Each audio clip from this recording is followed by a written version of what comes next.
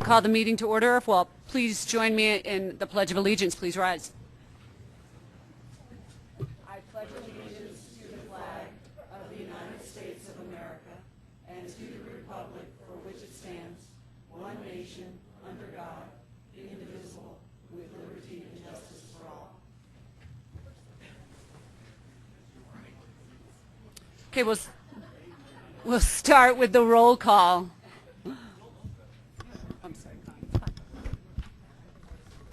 Eva Henry. Here.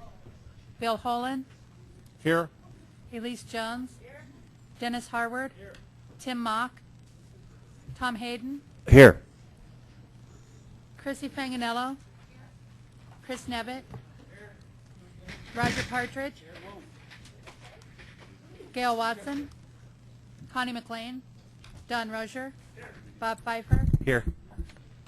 Bob Roth. Here. Sue Horn. Here. David Spellman. Suzanne Jones. Here. Ann Justin. Lynn Baca. Here. George Teal. Paul Donahue. Kathy Noon. Here. Ron Ingalls. Catherine Hyder. Laura Chrisman. Here. Gail Christie. Jim Benson. Here. Charles Sigmund. Todd Riddle. Laura Keegan. Randy Penn. Here. Dan Woog. Here. Joyce Thomas. George Heath, Samantha Meering, Lisa Jones, Laura Brown, Henry Ergott, Paula Bovo, Doris Rigoni, Saoirse Karras-Graves, Ron Rakowski, here. Mike Hillman, Brad Weasley, here.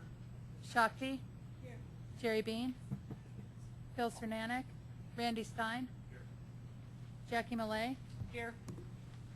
Gabe Santos. Here. Ashley Stolzman. Here. John O'Brien. Here. Colleen Whitlow. Here. Deborah Jerome. Here. Chris Larson. Joe Gearlock. Joyce Downing. Carol Dodge. John Dyack. Here. Gary Howard. Here. Rita Dozel. Here. Val Vigel. Val. Here. Sorry. that was my fault. Herb Atchison. Maybe I'm wrong. Here. Joyce J. Here. Simon Tafoya. Deborah Perkins-Smith. Here. Bill Van Meter. Here. We do have a quorum. We have a quorum, and we have some new alternates, and I'm not sure if they're in. Some of them are in the room. So I'm going to start with Jeff Coe, Lizzie Zabo, Commissioner. I apologize, Lizzie. Libby. Let me get part of your name right. There's another alternate, Janice J.J. Dove, a council member from Thornton. Is she here this evening? If you please stand up so we can see you and we'll all say hello. Thank you for coming tonight. Anita Seitz, from council member from Westminster. Thank you, Anita. Good to see you. And Randy Stein is an alternate from the city of Littleton. You're not a new alternate, but we haven't seen you in a while, so welcome. Okay. I am now going to ask for a motion to approve the agenda. All those in favor? Aye. Opposed? Abstained? Our agenda is approved. We are going to start with the report of the chair. I'm going to begin with action to set a public hearing. The Denver Regional Council of Governments, DRCOG, hereby schedules a public hearing to receive comments on the draft 2016-2021 Transportation Improvement Program. The hearing will be held before the Board of Directors at 6:30 p.m. at the DRCOG offices on March 18, 2015.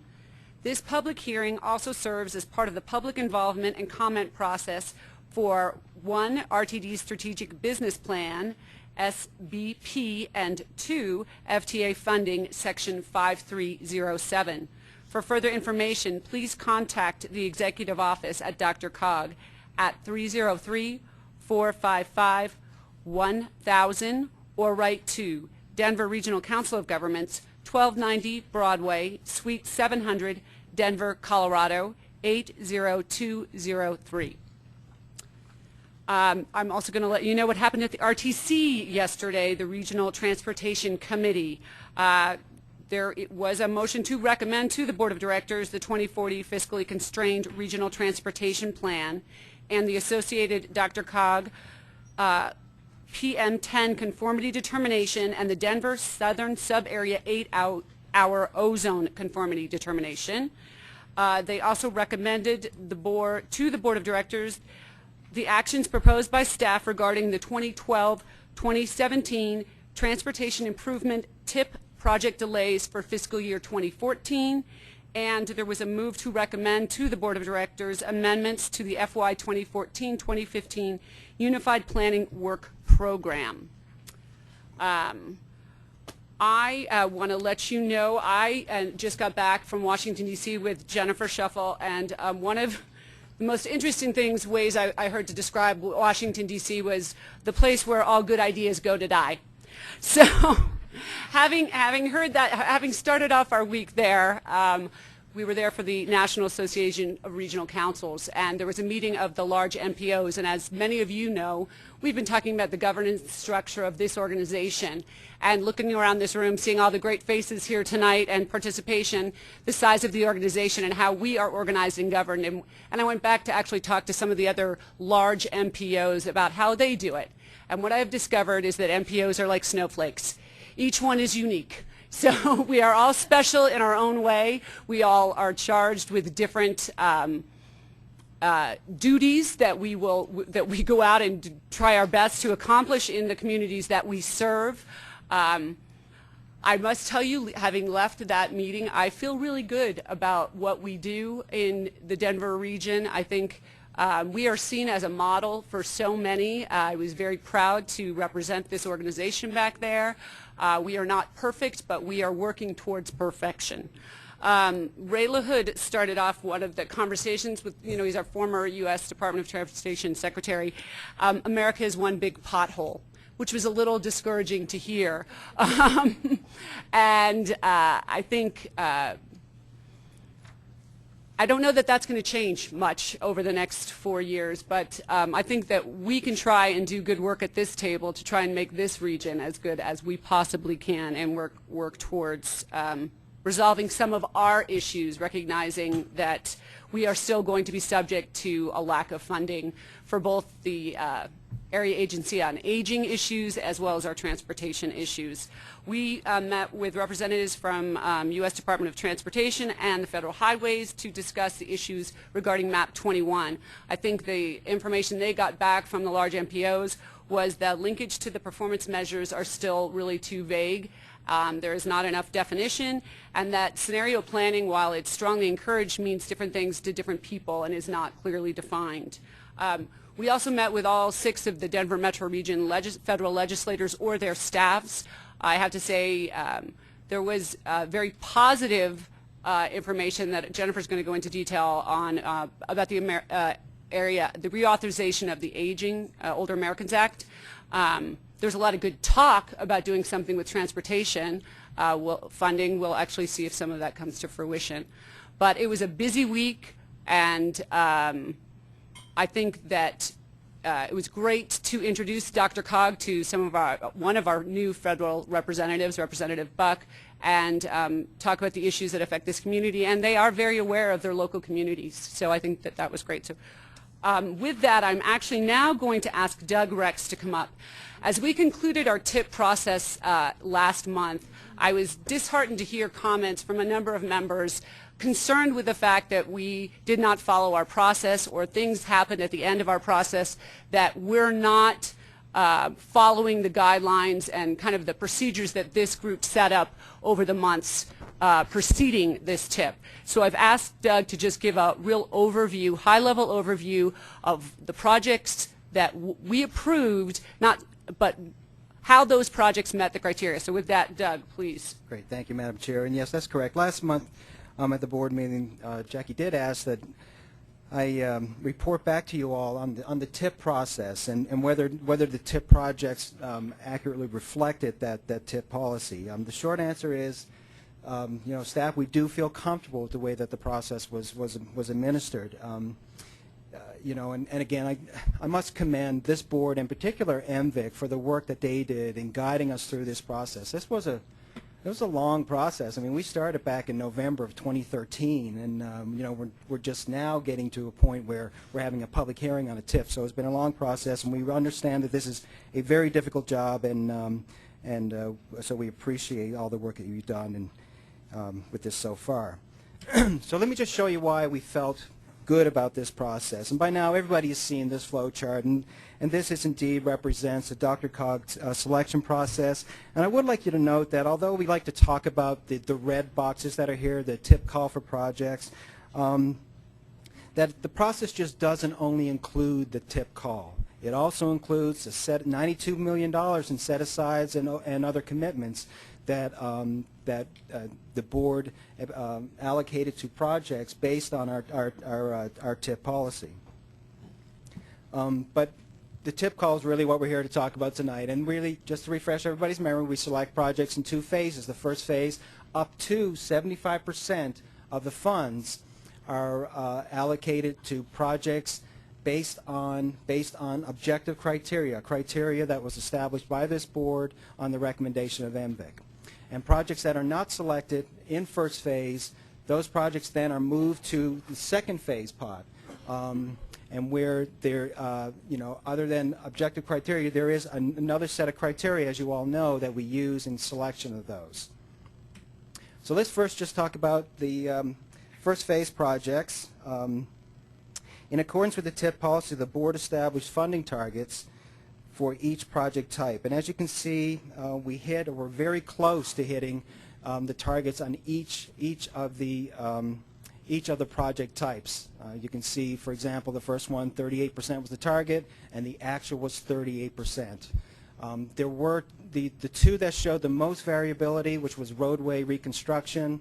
The target was 15, and the actual was 10, and transit passenger facilities. Though the reasons those showed so much variability is because we didn't have enough projects submitted in those two categories to actually meet the target.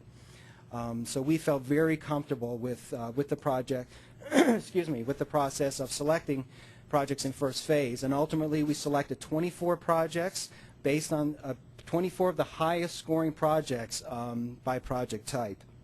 In actuality, just so you know, the average score of those projects was 75.5 out of 100. So we felt very good about that. Oops, excuse me. Second phase, and on the board adopted 7 criteria, or criteria for a consideration of second phase projects. And on MVIC's recommendation, the board decided to tier the second phase criteria into 2 tiers, and that was specifically to add more emphasis during deliberations on very small community projects and county equity. And we've had certainly a robust discussion about that through the last few meetings about that. So what we decided to do, just to, you know, I want to be respectful of your time. I got all kinds of stats and everything about the projects, but what we thought we'd do is just show you a visual of how the projects that were selected in second phase actually how the projects in second phase reflected the criteria. Or I should say it the other way, how the criteria was reflected by the projects that were selected. The green are cells in which the criteria, let's just say, was met, for lack of a better term. So you can see it's in general terms, it's a pretty darn good representation of all the criteria throughout. And this is just for roadway, transit, and bicycle and pedestrian. We separated out studies because some of the criteria didn't actually, you know, mesh, because first last mile, for example, was not applicable to studies and what have you. So again, the studies, you can see that you know, we felt very comfortable with the allocation of the criteria to the selected projects. And ultimately, in second phase, 23 projects were selected. With a average TIP score of 61.2. So I mean, that's also very, very strong, considering that you know, you already stripped off the highest scoring projects in first phase.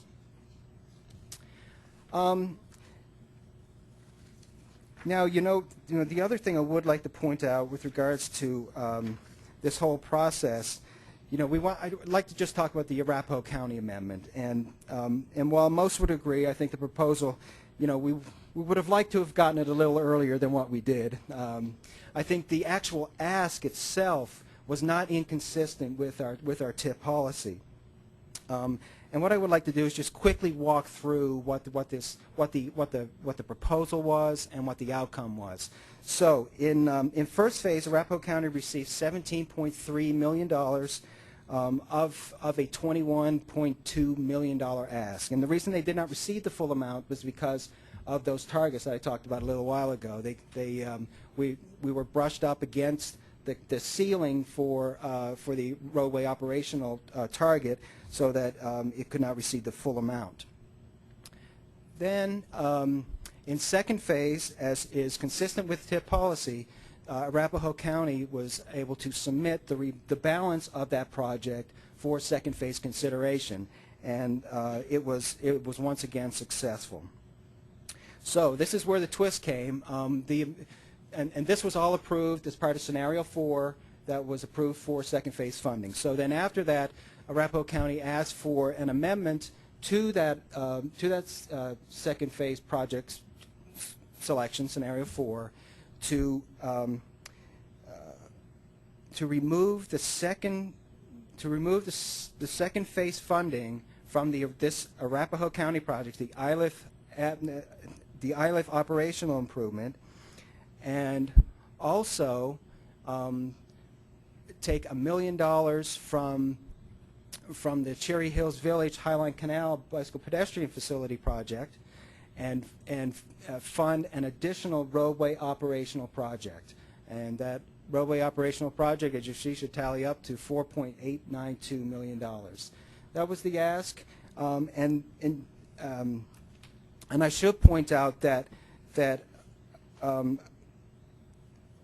Arapahoe County, while they removed the recommendation was to remove $1 million from the Cherry Hills project and the $3.8 million from the Arapahoe County project, they agreed in principle to backfill those projects to make them whole. And it's my understanding that there's still some discussion about that. I know Cherry Hills Village has received a letter stating exactly what Arapahoe County intent is, and that's still in discussion. But as far as the actual ask itself, we felt it was consistent and with the policy, because ultimately what it did, it provided, it kept the money within the project category or the project type, which we felt was appropriate, but it also put the money towards the next project that could reasonably be expected to be funded. And what I mean by that, although the ILIF project was the first available project in second phase in roadway operations, once you remove that money, the 3.892 really wasn't appropriate. Obviously, a $15 million ask was the next in line from Douglas County, and then there was the one after that was $12 million from Denver. The next logical one was the Arapahoe County one that the funds fit. So that's really how we felt about the entire process. Can it be improved? Sure, and we're going to have those discussions throughout the months and years ahead to make sure we have a better process. But I would like to just leave you with this slide that shows the percent funded through the first and second phases, and we do believe that it's a very, very reasonable mix of projects that were ultimately funded. At this point, I'd be happy to take any questions or comments, but I'll leave it there for now. Does anyone have any questions? Okay, thank you, Doug, for going through that with us again. And now I'm going to turn it over to Jennifer Shuffle for a report from the Executive Director. Thank you. First of all, I want to apologize to anyone who maybe had problems accessing links in the electronic documents this evening. About a year and a half ago, we were having people that were experiencing problems having the links open up. We found that there were lots of different versions of Adobe out there. People were using Adobe, iBooks, all kinds of other things. Evidently, something has changed again, and some of you are experiencing problems. I know that Jackie actually was experiencing a problem yesterday morning, but when she switched to a different app, the links opened up. So staff will investigate, particularly on the mobile side of things, which apps are free that still allow us to open up the apps on your iPad or other mobile devices. We'll also look into seeing if there are some different versions of Adobe that some of you may have on your desktop computers that are also creating a problem and opening up the links. We can open them up here, but when we send the agendas out, but then we find out after the fact that some of you have had problems accessing them. So we will work on that before the next board meeting and try to get that resolved. And if there is a new app that you need on your mobile device, we will let you know. If you need to update to a different version of Adobe, we'll let you know that as well. I want to call your attention to the workshop agenda that's at your seat tonight. This is next weekend. We have close to 40 board members and alternates signed up. I just want to point out a couple of things on the agenda. You'll notice at 3 and 4 p.m. there are 2 breakout sessions, and they're the same 3 programs are offered in each session. For new board members and alternates that are attending the workshop, I would strongly suggest that you attend. The doctor is in, as well as everything you always wanted to know about transportation planning. You can attend one in the first breakout session and attend the other one in the second breakout session. Robert's Rules is really, really important too. But since we don't have another orientation scheduled right away, and we do have some new members and alternates attending, I'd like to put in a plug for attending those. I also want to tell you that even though it's not on the agenda, that there will be a cash prize at the end of the day on Saturday. You must be present to win, so you better stick around if you want to be eligible for that. The next thing I want to tell you about is DRCOG is hosting another meeting of the Baghdad-Denver Region Partnership for Peace. For those of you who may not know, DRCOG, through a special designation of Sister Cities International, is the sister city to Baghdad. We have an Iraqi delegation that will be here on February 26th. They're having lunch here in this room at 12:30 on that day. That's next Thursday. Their focus, the focus of this particular delegation, is defining the role and enforcement of ethical standards in federal, state, and local governments, exploring best practices for maintaining transparency and accountability, learning how to identify corruption and strategies for it in government, and studying the roles and responsibilities of watchdog organizations. Kind of get a feel that they've got something particular that they're trying to deal with right now. These meetings are always very interesting. You will meet folks that you would not otherwise have the opportunity to meet with. These are typically people who are elected officials and part of the Baghdad regional governance. So I would strongly encourage you to attend if you can.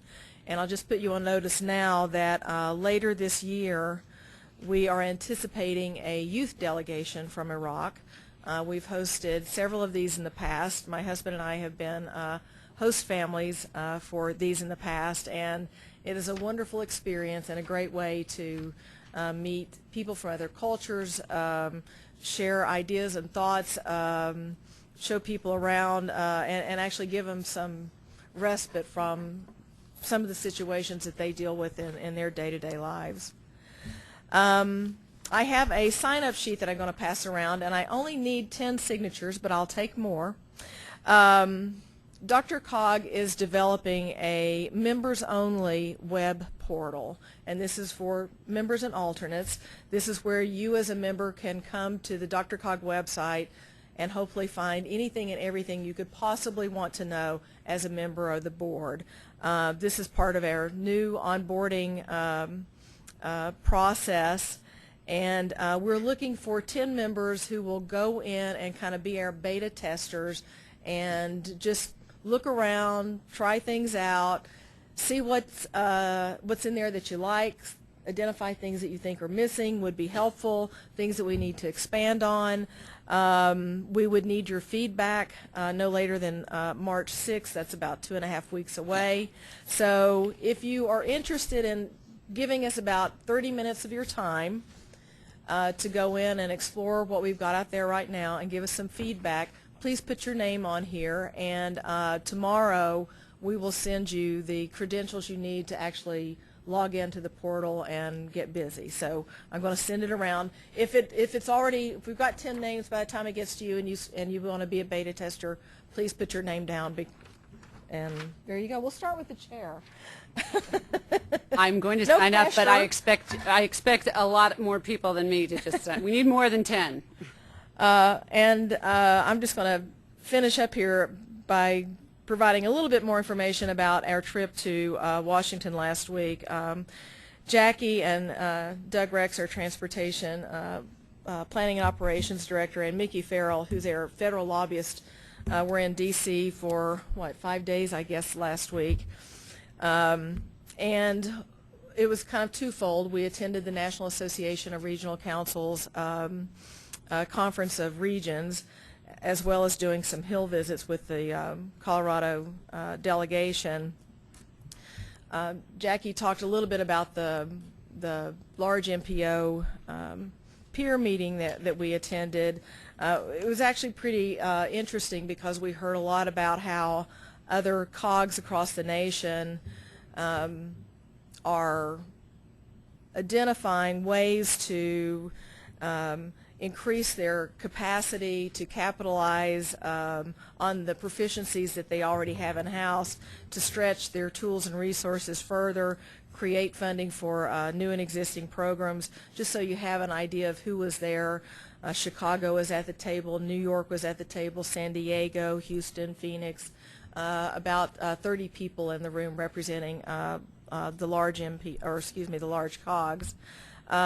We heard again about a lot of interesting programs. For example, the Boston COG, which is not an MPO, actually runs the state's purchasing program for the entire state of Massachusetts. So that was kind of interesting.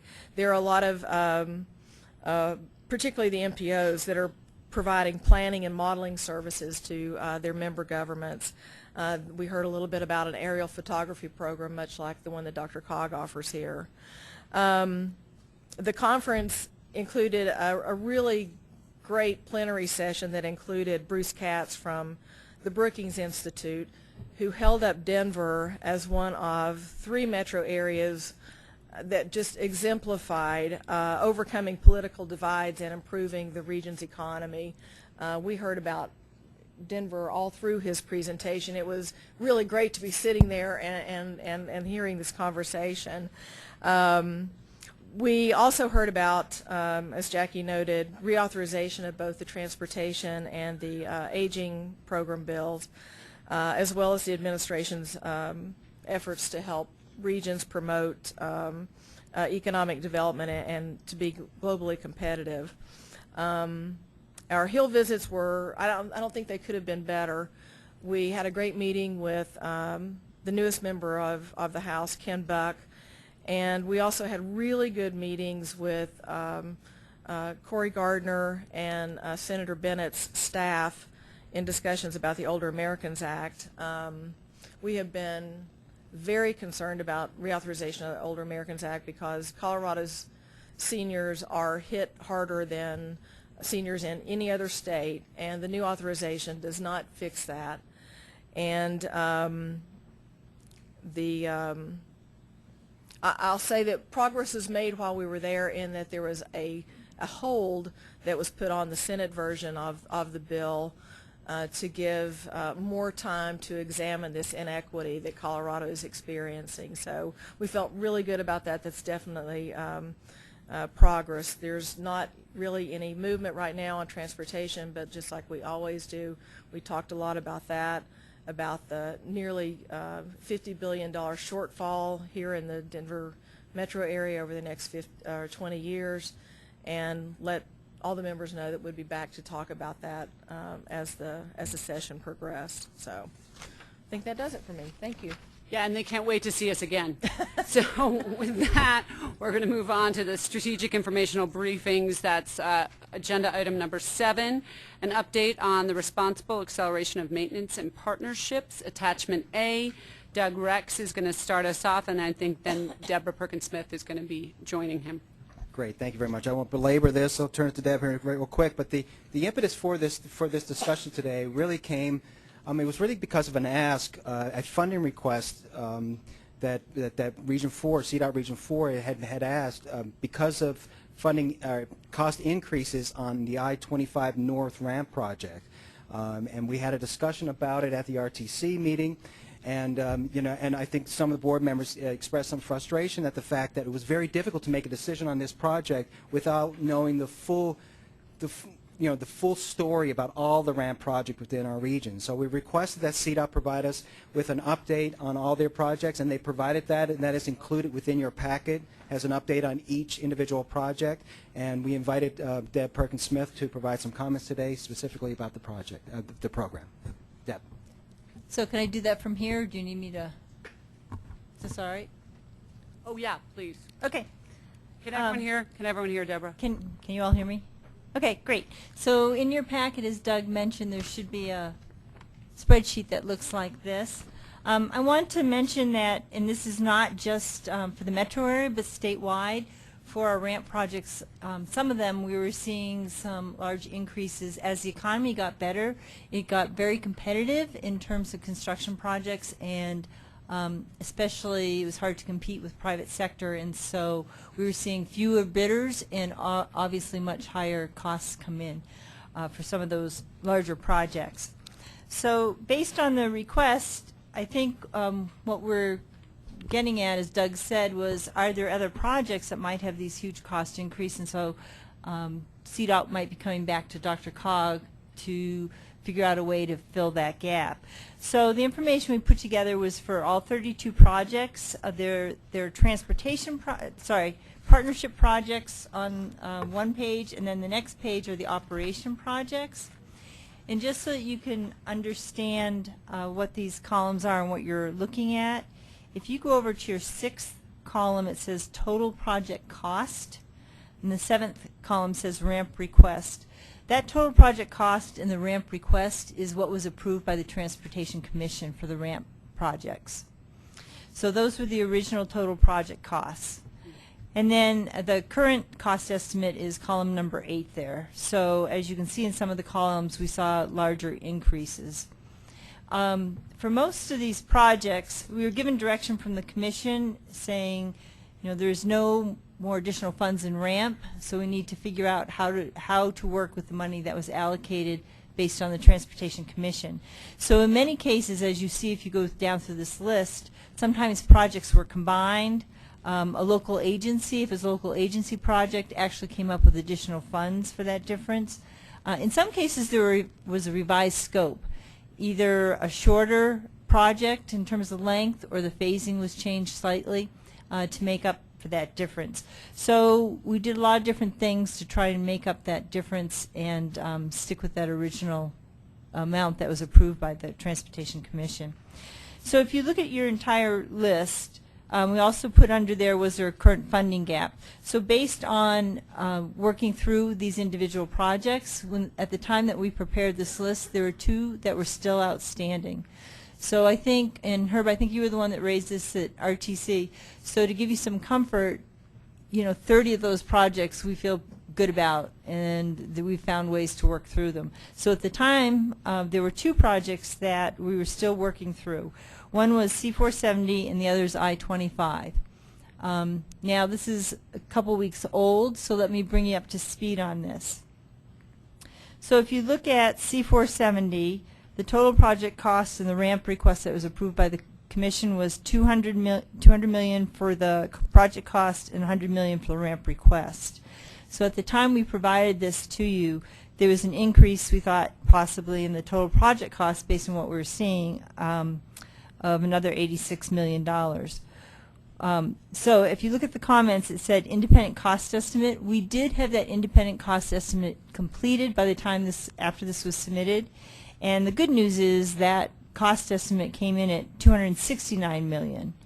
So it's lower than we thought it might be, but it's still higher than the original amount. So that's a good thing. And then the other thing it said is that the toll revenue analysis is required for the project. So that was also completed since this was submitted to DRCOG. And we just discussed it today at the Transportation Commission, and there's some good news there as well. So based on the project has added what's called a direct connect from I-25 to C-470 going westbound, and based on that, it really helped improve the borrowing capacity, is what we saw on the toll and revenue study. So what that means is we think there's more toll revenue coming in than we previously thought in some earlier studies when the configuration was a little bit different. So based on what was discussed at the Commission today, there's $10 million that's being matched there by Douglas County. We think there's TIFIA is possibility, bonding, and then toll revenue for the payback. And then so based on that, the Commission felt that the project could continue to go forward, and that we've been able to scope the project to the funds that would be available and the amount that we could borrow against. If you notice, the original project was identified to Kipling. It's actually a little bit shorter distance than that, and that's in order, so we've revised the scope a little bit to match the funding that's available. So the Commission felt comfortable with that today. So that's an update for you. So we no longer feel there's a gap there, that we've worked that out. Any questions on that? And I've got Myron Hoare here as well, and for the next one, and Tony DeVito's here for Region 1 if you have any questions on C470. Any questions on that? No? Good. Okay, so let's talk about I-25. So that was the other project that we had identified. And the Commission had approved $90 million for 2 I-25 projects. One is the 120th to State Highway 7, it was identified, and then the other was Crossroads Boulevard Interchange, which is up in Region 4. And the interchange project, Crossroads Boulevard Interchange, there was a funding gap on that of $2 million, and that was made up by the North Front Range MPO. So for the I-25, 120th to State Highway 7, the project costs increased from $55 million to $106 million. And some of the reasons for that were not just the cost increases that we're seeing across the board in a lot of construction projects, but also we had different assumptions on the project. Originally, we thought the template for the roadway width could be similar to what is further down south, but FHWA would not allow it, and we had to go with a wider template, which we had not figured in as part of the cost. So that included wider shoulders. And then also, when the first estimate was done, we thought it was starting north of 120th, and what happened is we actually had to start south of 120th and get through the interchange to go north to make that a continuous project. So that was an additional project cost as well. So those are some items that changed from the original cost estimate, including, we're seeing a little bit higher costs, across the board. So currently, based on the amount of funding that we have, there are a couple of things. One is that instead of being able to get all the way to State Highway 7, we think there's enough money to get to 136th and possibly 144th. So when the request came in before, it was based on what the Commission had asked is, go back to your partners. Are there other things we can do in order to stick to the amount that was requested or approved by the Commission? So based on this, at this time, we would rescope this project and take it to 136th. And if the bids come in that are good and we can get to 144th, we would do that at this time. So are there any questions on that? Yes, we have Mayor Okay. Atchison. And can I ask, I'm going to ask, You just want from Myron there, Myron, don't too. you? Myron? Yeah, come on up in case there's some specific questions. So this is Myron Hoare from Region 4. Hi, Myron. In looking at this, we're still about a $40 million shortfall to get it to Highway 7, roughly. So we've talked about this, I know at NADA, we've talked about it at US 36, now we're talking about it here. What other funding options do we have before the decision is made to de-scope this back to 136? Because the ultimate answer is still we need to get it to Highway 7. So before you make that decision, what I'm going to ask you to do is schedule some time with the municipalities and the counties that are along that stretch, and it's at least have a discussion of what can we do to help get that there. Maybe there's some local match. I don't know that at this point. I'm not committing to anybody to do that. But I don't want to see this, because that entire north area is already being flooded with traffic and we can't handle today. And to de-scope it is not going to solve our problem, as we're trying to look as a new interconnect east-west along Highway 7 and trying to beat that up with another transportation authority, which has already started. So how do we proceed from here before we make that decision to de-scope? So, Myron, I'm going to actually even jump in here, because I think what I heard from the mayor was a request to sit down with the local municipalities and counties and have a conversation. And I'm going to ask that Deborah respond to that directly to the mayor offline, and because it not directly related to the DRCOG business tonight. Okay? Thank you for understanding. Is there a specific project question you want to ask Myron? Okay. That's it. Thank you. We'll welcome that conversation. Thank you. Thank you.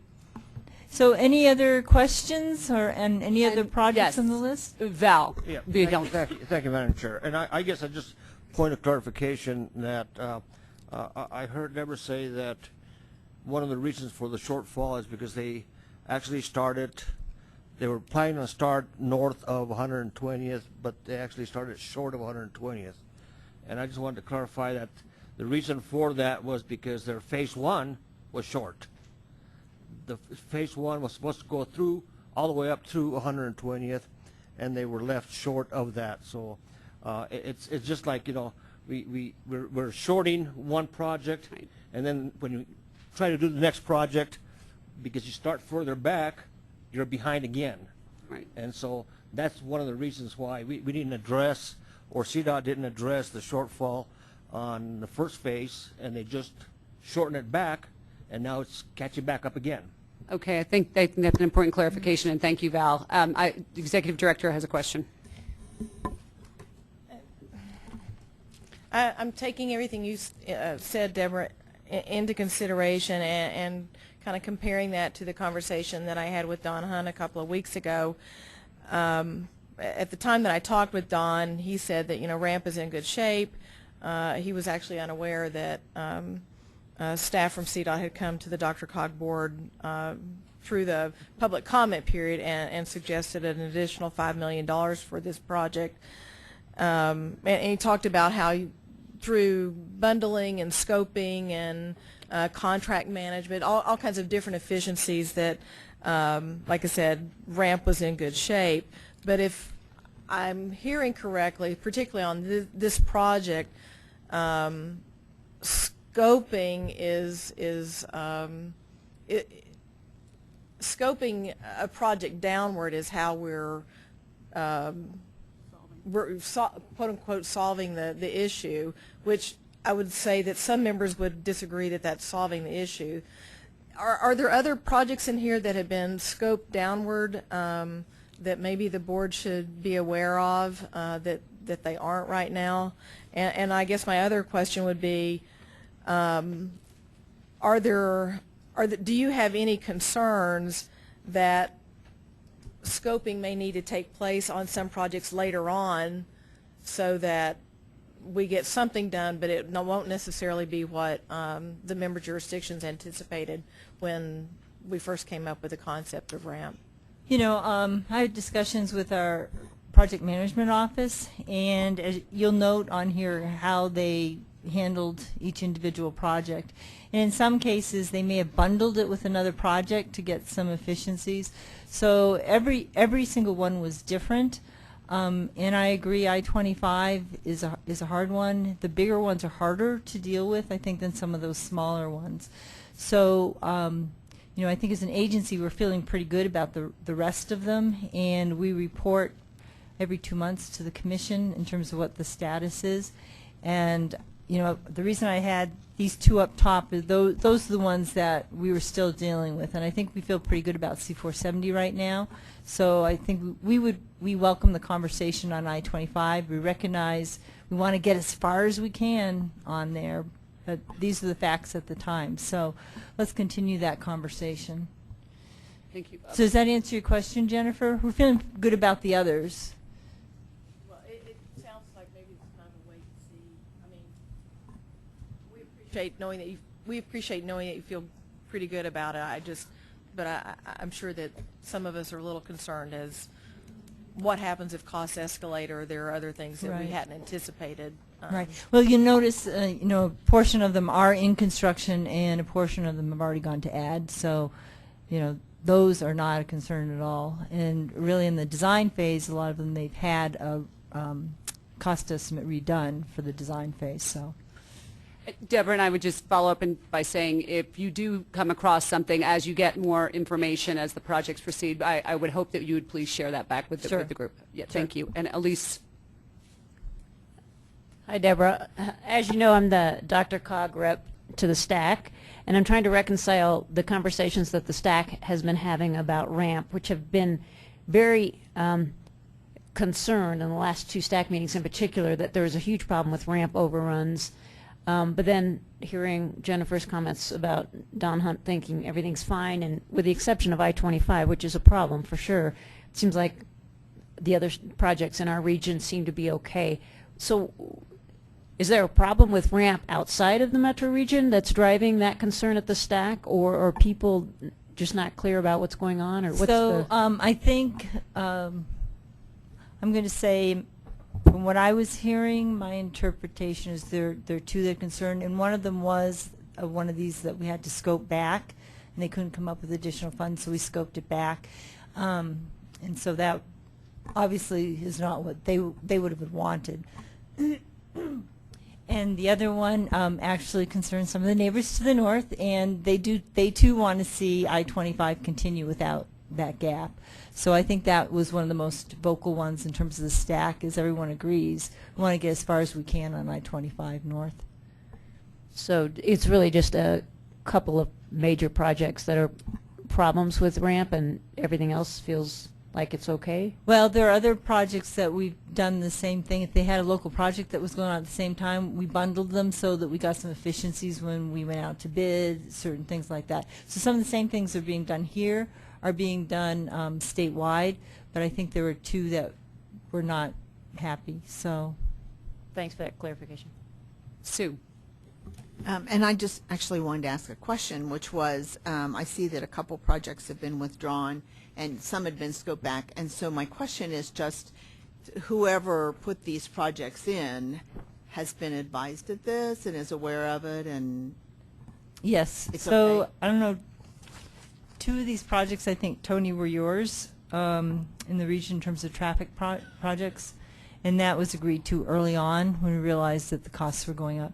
And in some cases, the request was made to put money into another one and withdraw that other project. Yes, Eva. I just wanted to let CDOT know that the sooner we can solve the problem on I-25, the better that we would be in our community. Herb and I actually attended an ADA meeting where we were told that within the next 5 years we're expecting 55,000 housing units between Highway 7 and I-70. And so the congestion on I-25 is just only going to get worse as we progress. And this is an awful lot of housing units in the next 5 years. So it's really urgent that we try to find some kind of funding for our I-25 projects. Are there any other questions for Deborah? Val, excuse me, I'm sorry. That's okay. I'm sorry. Thank you, Madam Chair. I was just thinking up in here on the scoping down of the first phase, and Deborah remind me, I think that one of the reasons why you had to scope it back was because of the extra cost, because of the RTD park and ride coming out in the middle of the highway, as it is right now, and that cost the overrun. So Myron, do you know what the cost difference was for the southern? You probably don't. Or Tony, do you know? And I guess I'm just saying if CDOT has worked with RTD, if RTD was part of the problem in solving or increasing the costs. Mm-hmm.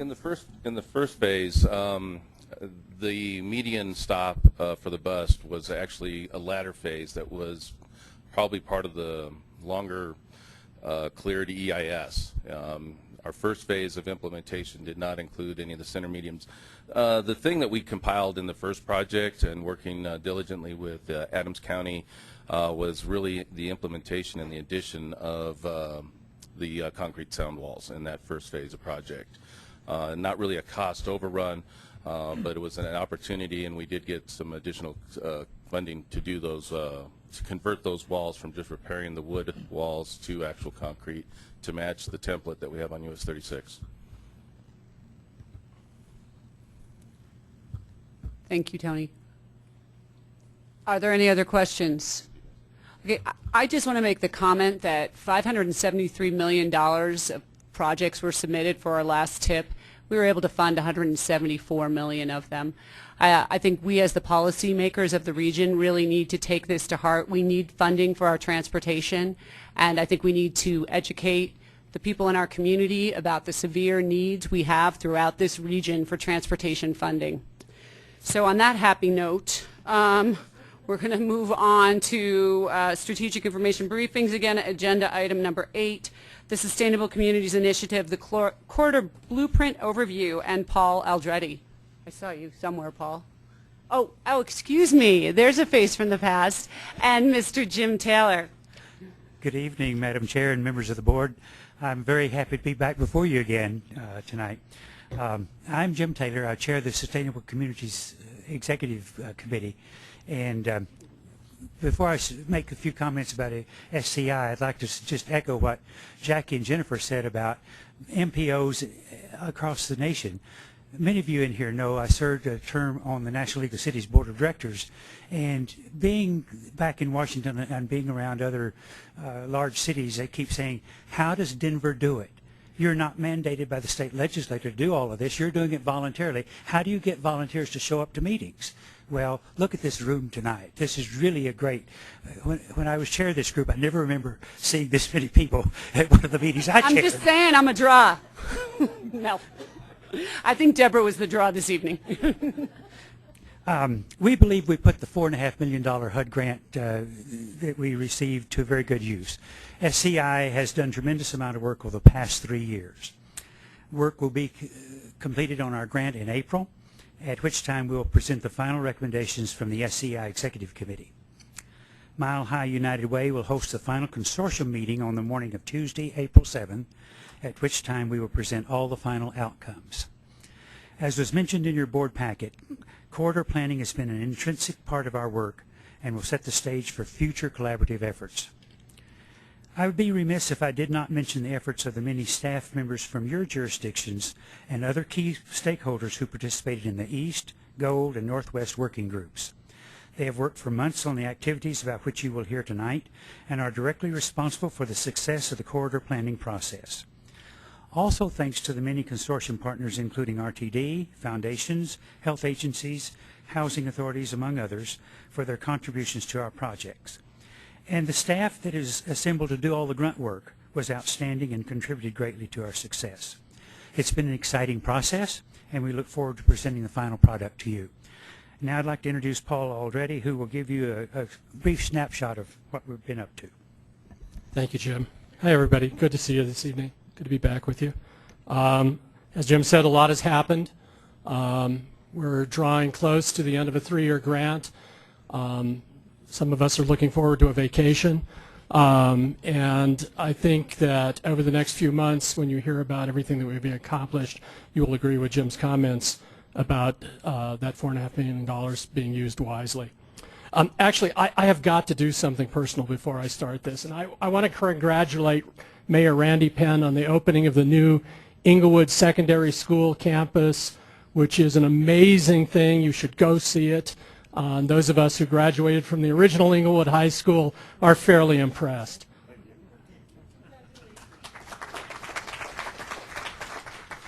So I want to give you a little bit of background. There's some new faces here. What? Oh. No, this is all good news tonight.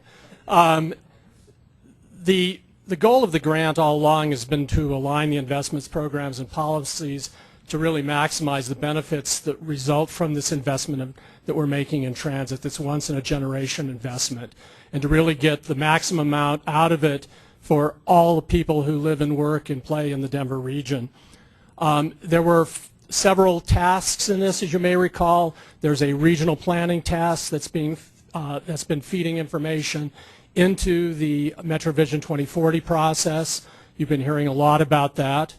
The corridor implementation, if you think about regional planning, the next level down geographically is planning along those transit corridors, and then site-specific in the catalytic projects. Continuous stakeholder engagement, as you recall, I spoke with you last May and talked with you about the results that we were hearing from the people who live in these communities as part of the stakeholder engagement process. And the final piece of this is what we call the OAKS study, which you will be hearing about from the University of Colorado Denver team that's been conducting that. That will happen at your next meeting in March. So where are we right now in the corridor planning process? As I said, we're closing that up. The three corridor working groups will be meeting for the last time the first week of March. And what we will be issuing is what we're calling the corridor blueprints. And basically the corridor blueprints is an aggregation of all the work that's been done in all three corridors over the past 2 years. Here you see a list of what's going to be in those. There'll be basically an introduction, setting the context and acknowledging everybody who's been working. The second piece of this was a piece that was done very early in the process by Reconnecting America, and that's the corridor profiles that contain baseline data and mapping, and also an identification of opportunities and challenges in each of the corridors. And if this works like it's supposed to, I wanted to show you real quickly what one of those corridor profiles looks like. This is the gold corridor profile, and as you go through this, there is a lot of information. There's a lot of graphs talking. This one is talking about ethnicity. Here you see age distribution. This is all in the gold corridor. Education attainment, household income, not only in the corridor, but as you will see in that bar graph on the left, every station area, this information exists for every station area. So these corridor profiles were updated by Reconnecting America in June of last year. This is a snapshot in time, but this is a very powerful tool for municipalities in the corridors to use. So this entire report is 88 pages long, just for the gold corridor. In the second piece in the corridor blueprint will be an overview of what's in that, and then the full report will be an appendix to the corridor blueprint, so all that information is available. The next piece that you will see in there is the corridor vision and goals that each of the corridor working groups came up with. I believe we shared those with you very early in the process. You'll be seeing those again soon. Then the catalytic project and technical assistance outcomes, and as you may recall, each corridor got $450,000 to do both a catalytic site study and a study of a corridor-wide issue, which we call the technical assistance studies, and I'll remind you in a moment how that money was spent in each corridor. So again, each of those reports are very long. There will be a summary of key outcomes in the blueprint itself, and then the actual final reports of the catalytic projects and technical assistance studies will be included as appendices. As you may recall, we did extensive stakeholder engagement for people who live and work in those corridors. there will be a summary of all of that stakeholder work that was done, what we heard, what we did, who we engaged with. That will also be in the blueprint. And then finally, each corridor working group has, based upon all of the work that was done as part of the corridor planning process, each of them came up with a set of recommendations that will be at the end of this report. Okay.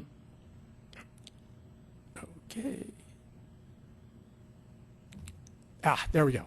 So this is a list of the technical assistance studies that were completed as part of this process. So in the East Corridor, we did a market readiness study that really focused on branding and job creation to attract businesses and support business expansion in the corridor and therefore create new jobs.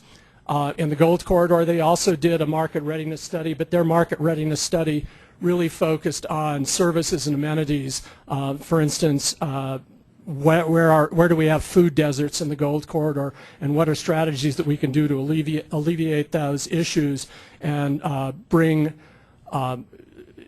greater access to healthy food.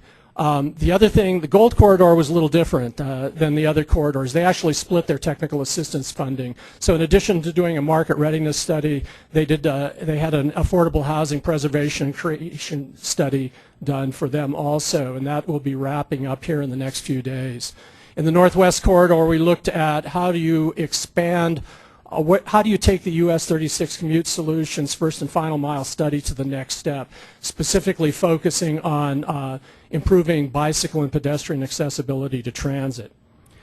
The catalytic projects on the West Corridor, although the West Corridor already had a working group and we did not do a working group as part of SCI, we did award just over $350,000 that was looking at the Sheridan Station site.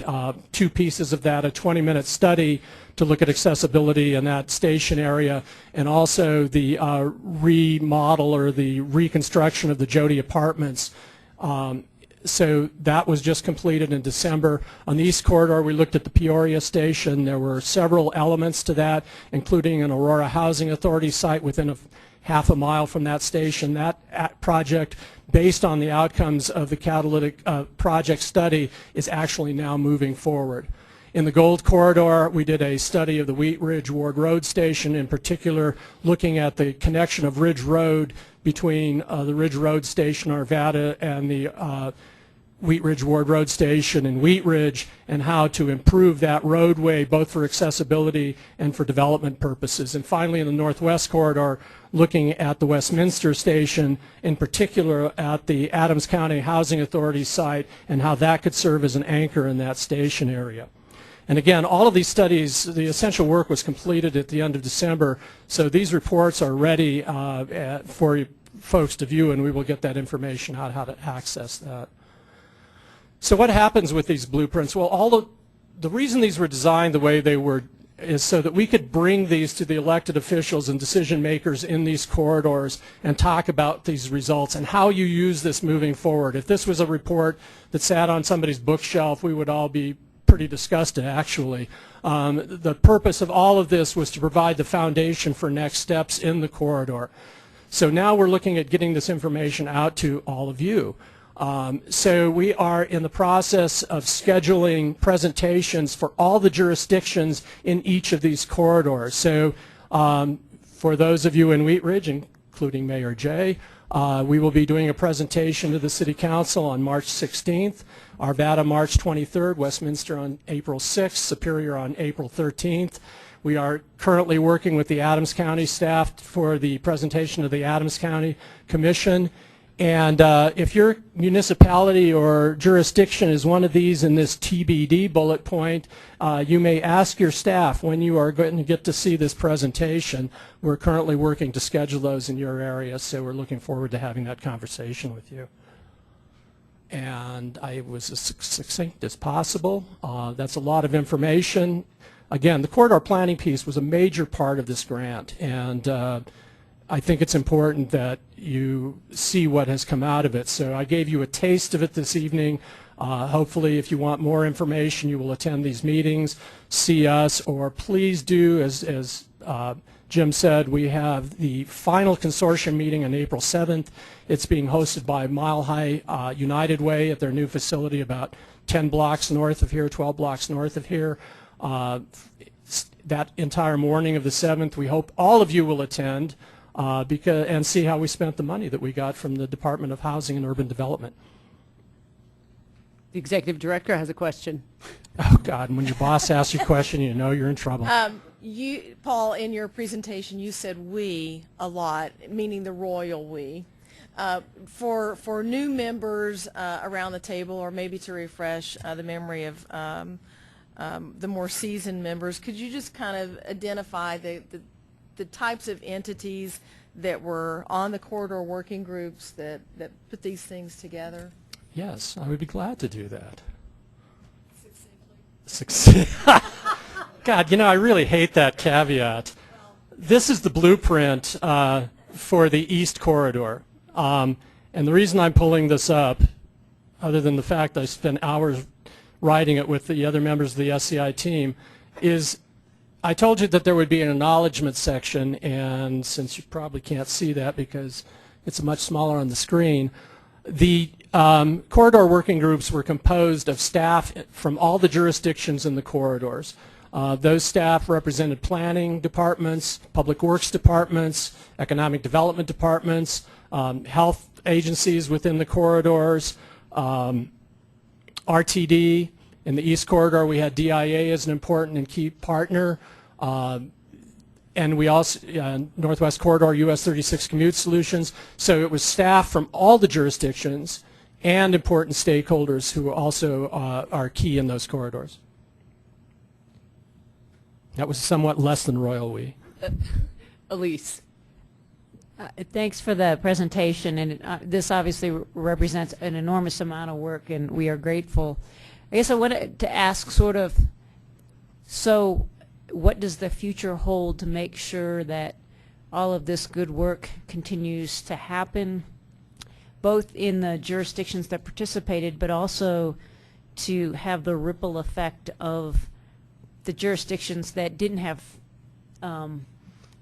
that weren't intimately involved, but were sort of watching from the sidelines?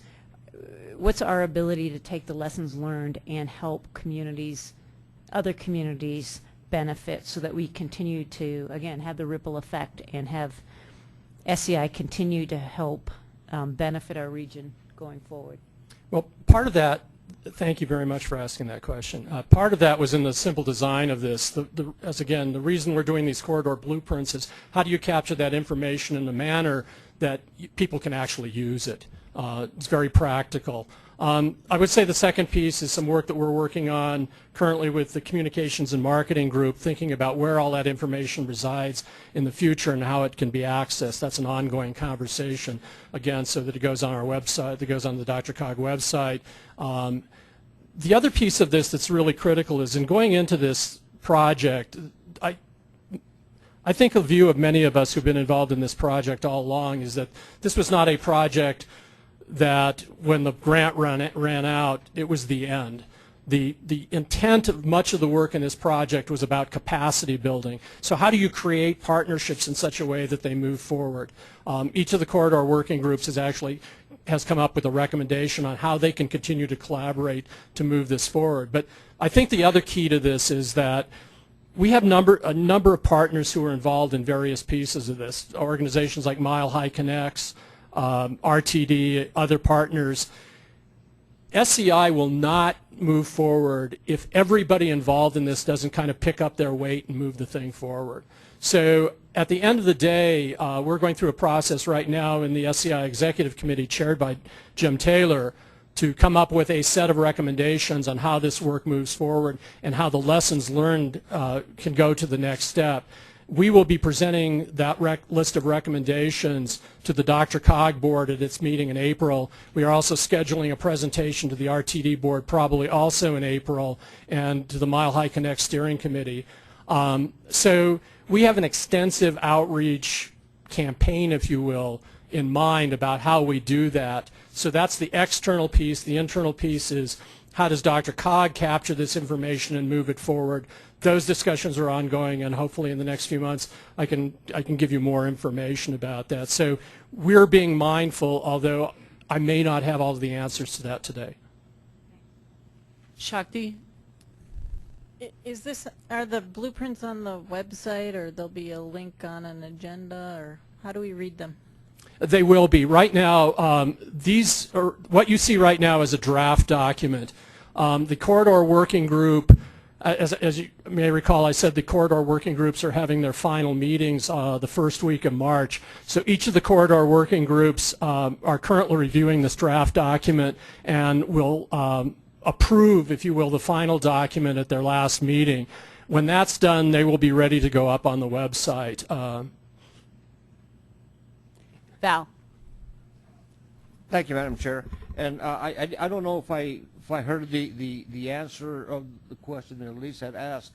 Are there general blueprints within the studies that you've gone through there that can be easily adaptable to other corridors? For example, the North Corridor now.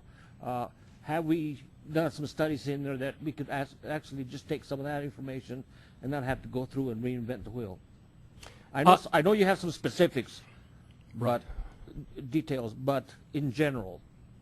I will tell you that we were in discussions right now with Karen Stewart and other staff in the North area to bring this up.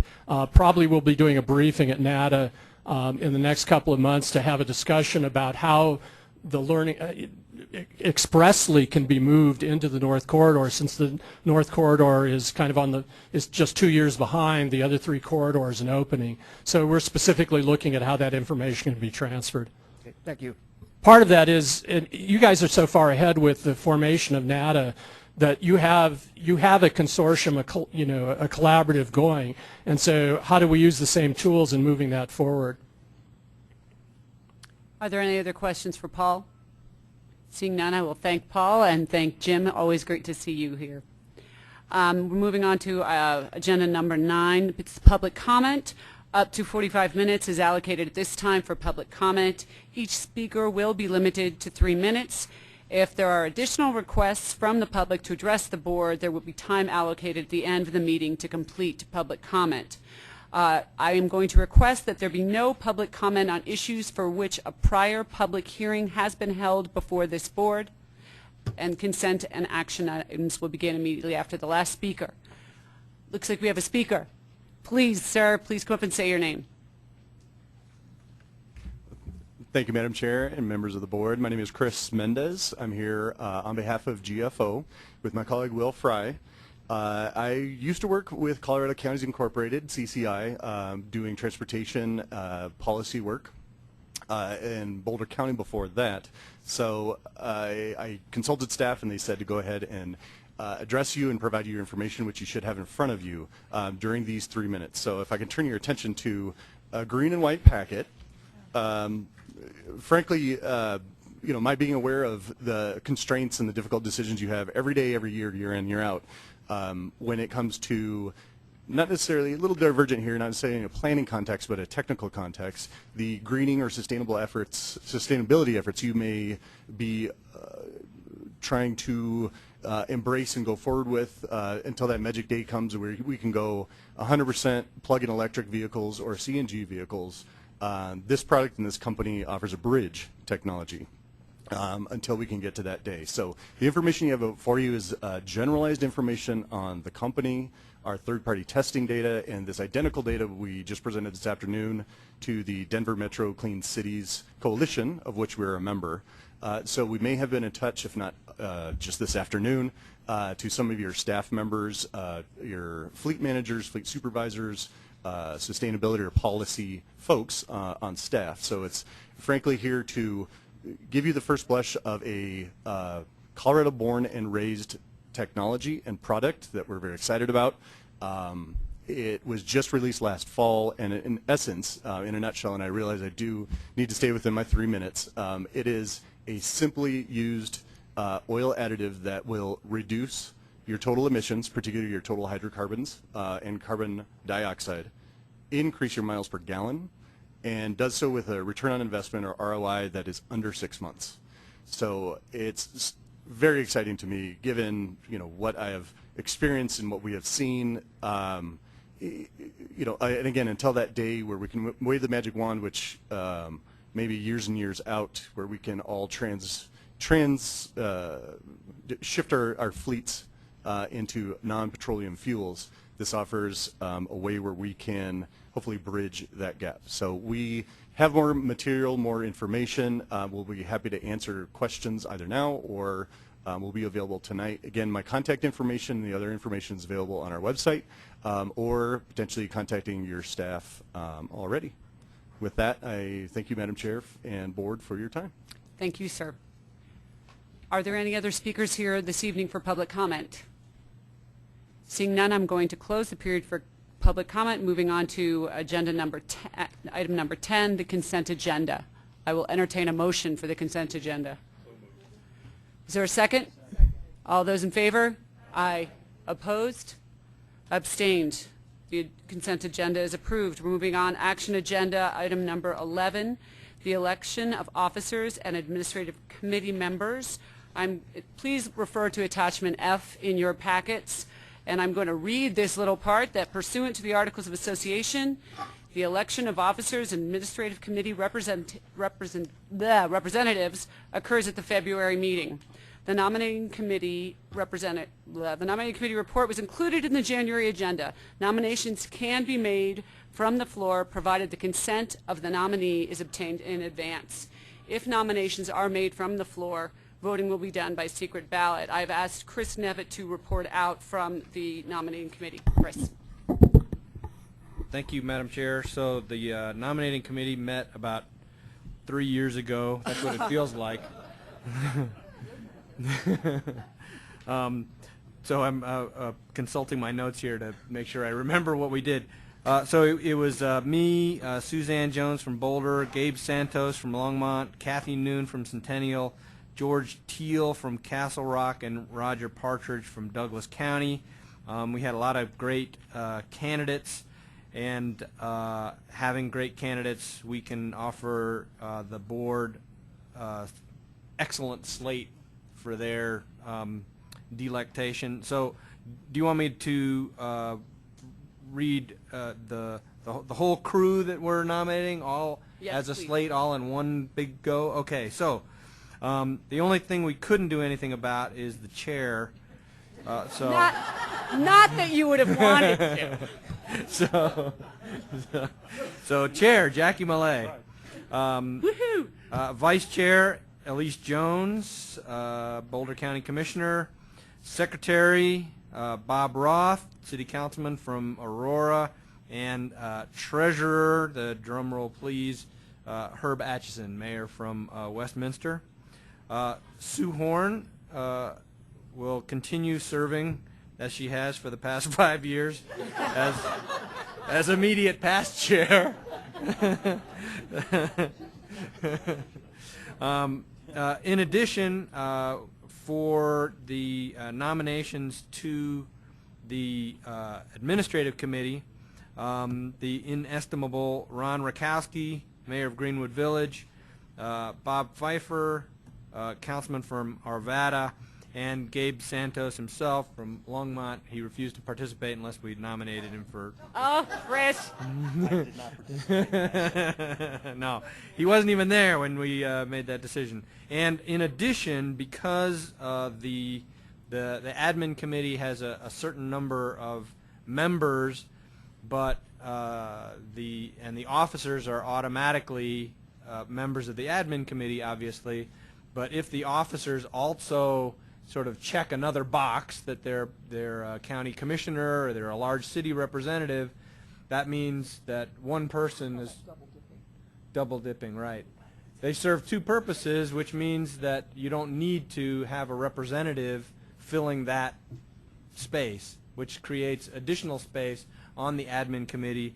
And so we had 2 of those spaces due to Elise Jones being a county commissioner, Bob Roth being from a large city, and we nominated Ashley Stoltzman, councilwoman from Louisville, and Phil Cernanek, the mayor of Littleton. So that is it. That is a report from the nominating committee. I hope this meets with the board's enthusiasm and approval. Thank you. Okay, are there any nominations from the floor? Seeing none, I'm going to close the nominations and ask for a motion from on the nominating committee's recommendation. I will move what I just said. Is there a second? All those in favor? Aye. Opposed? Abstained. Gabe, you abstaining? No, I'm just kidding. Okay. Gabe abstained. Gabe abstained. All right, moving on to item number 12, discussion of state legislative issues. Rich. And we're going to look at attachment G first. These are bills on which positions have previously been taken.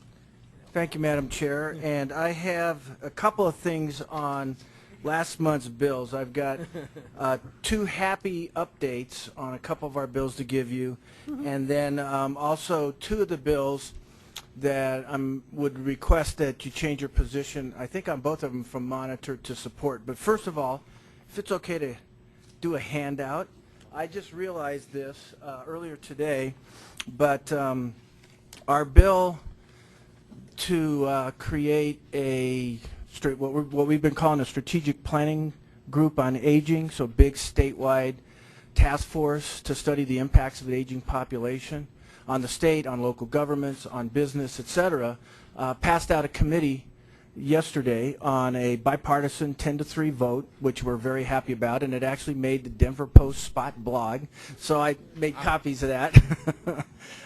We've been, along with our partners at AARP and Bell Policy and other groups, aging advocates, have been sounding this alarm for years now about and the importance of building senior-friendly communities and getting ahead of this demographic shift. And I'm starting to feel like maybe people, at least in the state capitol, are starting to listen, because we had a lot of positive response to this bill. The biggest challenge in getting it passed yesterday was really dealing with all the different groups that thought this was so important that they wanted to make sure their group was listed as a member of our planning group. So we would have had a 45-member commission or something. So I wanted to mention that to you. And then again today, our bill, House Bill 1100, which increases the Older Coloradans Fund, passed out of House Finance Committee. There was one little amendment they put on it. The bill as introduced was increasing the Older Coloradans Fund by $4 million. And because of concerns over the budget going forward with Tabor refunds and how that impacts the state budget, they wanted to put a 3-year limit on it, so they sunset it after 3 years. So we're guaranteed of additional $4 million each of the next 3 years, and of course we'll be back 2 years from now trying to make that for longer. But we still consider it a success. And Jayla wanted me to make sure to remember, she was at the meeting, she got all of her affirmations, I think, for the year at this meeting, because that was a 10-0 bipartisan vote, and almost all of the legislators, spoke, made a comment before they voted and talked about just how important they've come to learn that the AAA services are and just what great work the AAAs do. And Jayla was just so glad that she came and listened to the testimony at the hearing. So with those two updates, I wanted to then call your attention to House Bill, let's see, on page 1, House Bill 1018. And this is the bill that's the mandatory reporting of abuse of at-risk adults. Bill that you monitored last month. Commissioner Rozier in particular had some questions and concerns about it. I followed the bill, and it's been amended. It had a long list of additional mandatory reporters into it. In the first committee, all but 2 of those have been edited out. There's only mandatory reporters now for victims assistance that work with law enforcement agencies that actually had asked to be added to this, and also specialized transit providers for senior services. Also, those groups had asked to be added to this bill or to this law. So they're still mandatory reporters, and the bill also includes funding both for the increased reports to reimburse counties for the increased reports, and second, it also includes funding for the training of those mandatory reporters. So with those changes, I thought I would come back and ask if we could get a motion to change our position from monitors to support on that bill. Would you like that now? We're all looking at Don. Are there questions, comments? If not, I'll look for a motion. I would move that we change our position to support of House Bill 1018. I heard a motion and a second. Is there a question? Yes, John. Oh, there's a second. Okay. Okay. Herb. Don, does that take care of the issues you brought up? Because you mentioned more than what was on that list. So if I may, Madam Chair, it does to some extent, but $132,000 statewide to cover training and the additional costs of mandatory reporting. Once again, this is an unfunded mandate, and it hits the counties hard. To me, this is, once again, we're going to have to take from some other county program to do this. It's a great program. I understand it. I like the mandatory reporting aspect of it.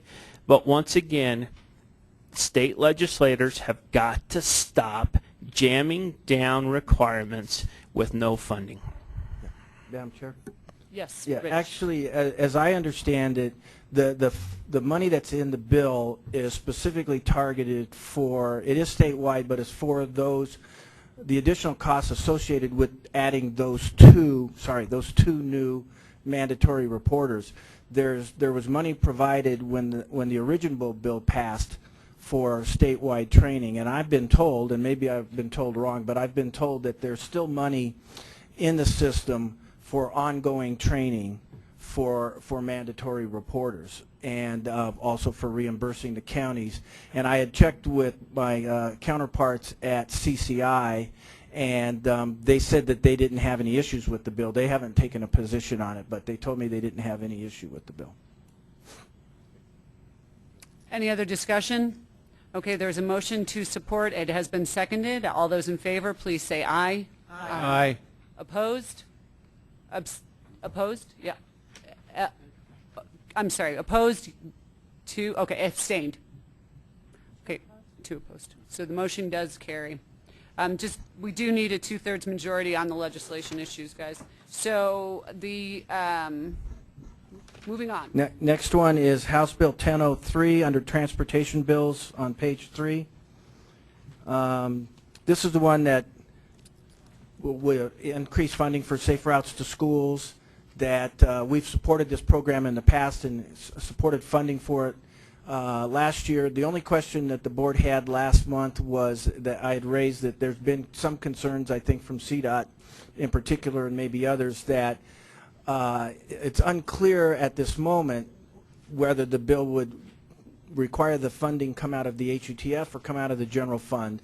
And so I guess what I would ask is that we could support increasing funding for safe routes to schools as long as the funding is coming out of the general fund, not out of HUTF. And if with that position, then I would have, and our lobbyists would have, the ability to go and participate in the lobbying on this bill. Elise. Isn't that our current position? We had taken a position of monitor last month. Because the funding's... But I think that's our general position anyway. So you're saying we can go ahead and increase that? Officially support the bill. Well, I'm fine with at least going that far. I will say that if you all remembered the MPAC 64 conversation that we all went through in the polling that showed that taxpayers in Colorado weren't really ready to go support new funding for transportation, that poll went into detail about what parts of the transportation system they were willing to support, and safe routes to school was the top thing across the state that there was greater than majority agreement on supporting funding for. This is a very popular program, and it's very useful in connecting our neighborhoods and our communities, dealing with childhood obesity. I would be happy to support this bill regardless of the funding source because I think it's that important, but at a minimum I'd be willing to move that we change our position to a support if amended. Second. Yeah. What is, I'm sorry, just to clarify for the chair, are you taking staff's recommendation or are you making a different recommendation from what staff?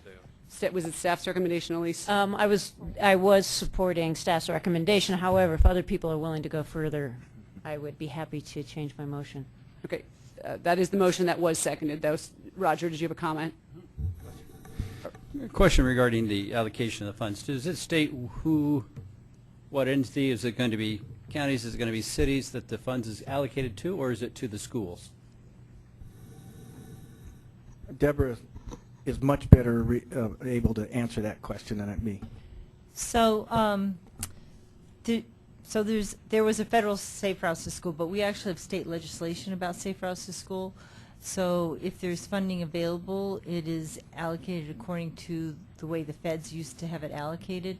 So it actually comes to CDOT. We take in applications, and then there's actually a committee that includes like school board members. I mean, it's a diverse committee, you know, a sheriff. It's a very diverse committee, and they rank the proposals, and then based on how much money, you know, they go down the list and fund those proposals. So that's how it works, and then the money goes out to the schools. Okay. Just to comment on that, if I may. What we're seeing, and I think a lot of us have seen that, we've seen the decrease funding to transportation from the schools to their busing programs. So what that requires then is increased transportation on the parents, on the children. So what that does, it actually increases the vehicle traffic on the roads, so we have more traffic problems around our schools, which is turned into a municipality and a county issue and not a school issue. So I have a lot of concern that certainly that we as the elected officials have representation whenever it comes to this, that it is, I would like to see the funds allocated more directly to municipalities and counties so we can handle these issues. No doubt schools have a lot of issues and they do charge, but it's actually opposite what we see with less mass transit. It increases vehicle traffic. So just some concerns, and maybe those comments can be made with discussions at committee meetings. Thank you. Are there any, Chrissy? Thanks, and this is probably a question for you, Deborah, and it's not necessarily about the bill itself, but just for consideration, if you guys haven't done it already, thinking about how to streamline the process on the approvals of using those funds. I know Denver received Safe Routes to School funding early on. We discovered that we had to go a lot of the same process for relatively small projects, so the overall effectiveness and the buying power of your dollar was much less. So anyway, we can sort of, knowing that we have limited dollars, make them actually go farther would be helpful. Deborah, please. So let me comment. In the past, Safe Routes to School was federally funded, which means it's federalized. So, Chris, you're absolutely right. You have to follow that same federal process. So it's different if it's just state funds. That might be a different process. But so there you are. Thank you. Are there any other questions or comments regarding this? There's a motion on the table to approve the staff recommendation. All those in favor, please say aye. Aye. Opposed? Abstained? Motion carried. Okay, we have 4 new bills for you. And that's attachment H. I believe so. The first one is House Bill 1143, which creates a tax credit for expenditures that persons over 65 would make to modify their homes for the purpose of being able to live in their homes longer. And it's got some requirements in terms of how you qualify for that. I'm just asking for the board to monitor this bill, mainly because I have no idea what the cost is going to be. I'm still waiting to see the fiscal note. Even the sponsor and some others have actually expressed concerns that it could be in the many millions of dollars. We just don't know yet. And also I've noticed that since writing this, in addition to being introduced or assigned to House Health and Insurance, it's also assigned to House Finance and House Appropriations Committee, so it's got a long way to go. Staff recommendation is to monitor the questions. Chris? I just want to clarify, and currently it is not means tested? Correct. Okay, you're right. That's that another. seems like That's a deal another breaker issue to me, but yeah, monitor that's right. seems like the way to go. Yeah. Is that a motion, Chris? Yes, ma'am. Is there a second? Second. All those in favor? Aye. Opposed? Abstained? Motion carries. Rich? Okay, and the next one, 1148, and the transportation one. It actually kind of goes pretty far in the sense that it would transfer any general fund surplus after the rest of the budget is funded, and transfer all of that to the state highway fund. Again, I think this is a bill that's actually triple assigned as well. I'm not sure that it's really going to pass, but I know we're all about transportation funding, so I thought I'd bring it to you and ask for your direction. Herb? Based on where this is assigned, it's one of those called DOA. Oh, you mean State Affairs? Yeah. What I would recommend, since it is triple assigned, and at least two of the Kill committees is where it's at, for us to spend a lot of time other than monitoring this, I think it's going to waste a lot of staff time. So my recommendation is that this will be a monitor. Sure, that's fine. Is that a motion? Yes. Is there, Yes, ma'am. all those in favor? Aye. Opposed? Abstained? Motion carries. Okay, now two bills covering two issues that this group is well familiar with.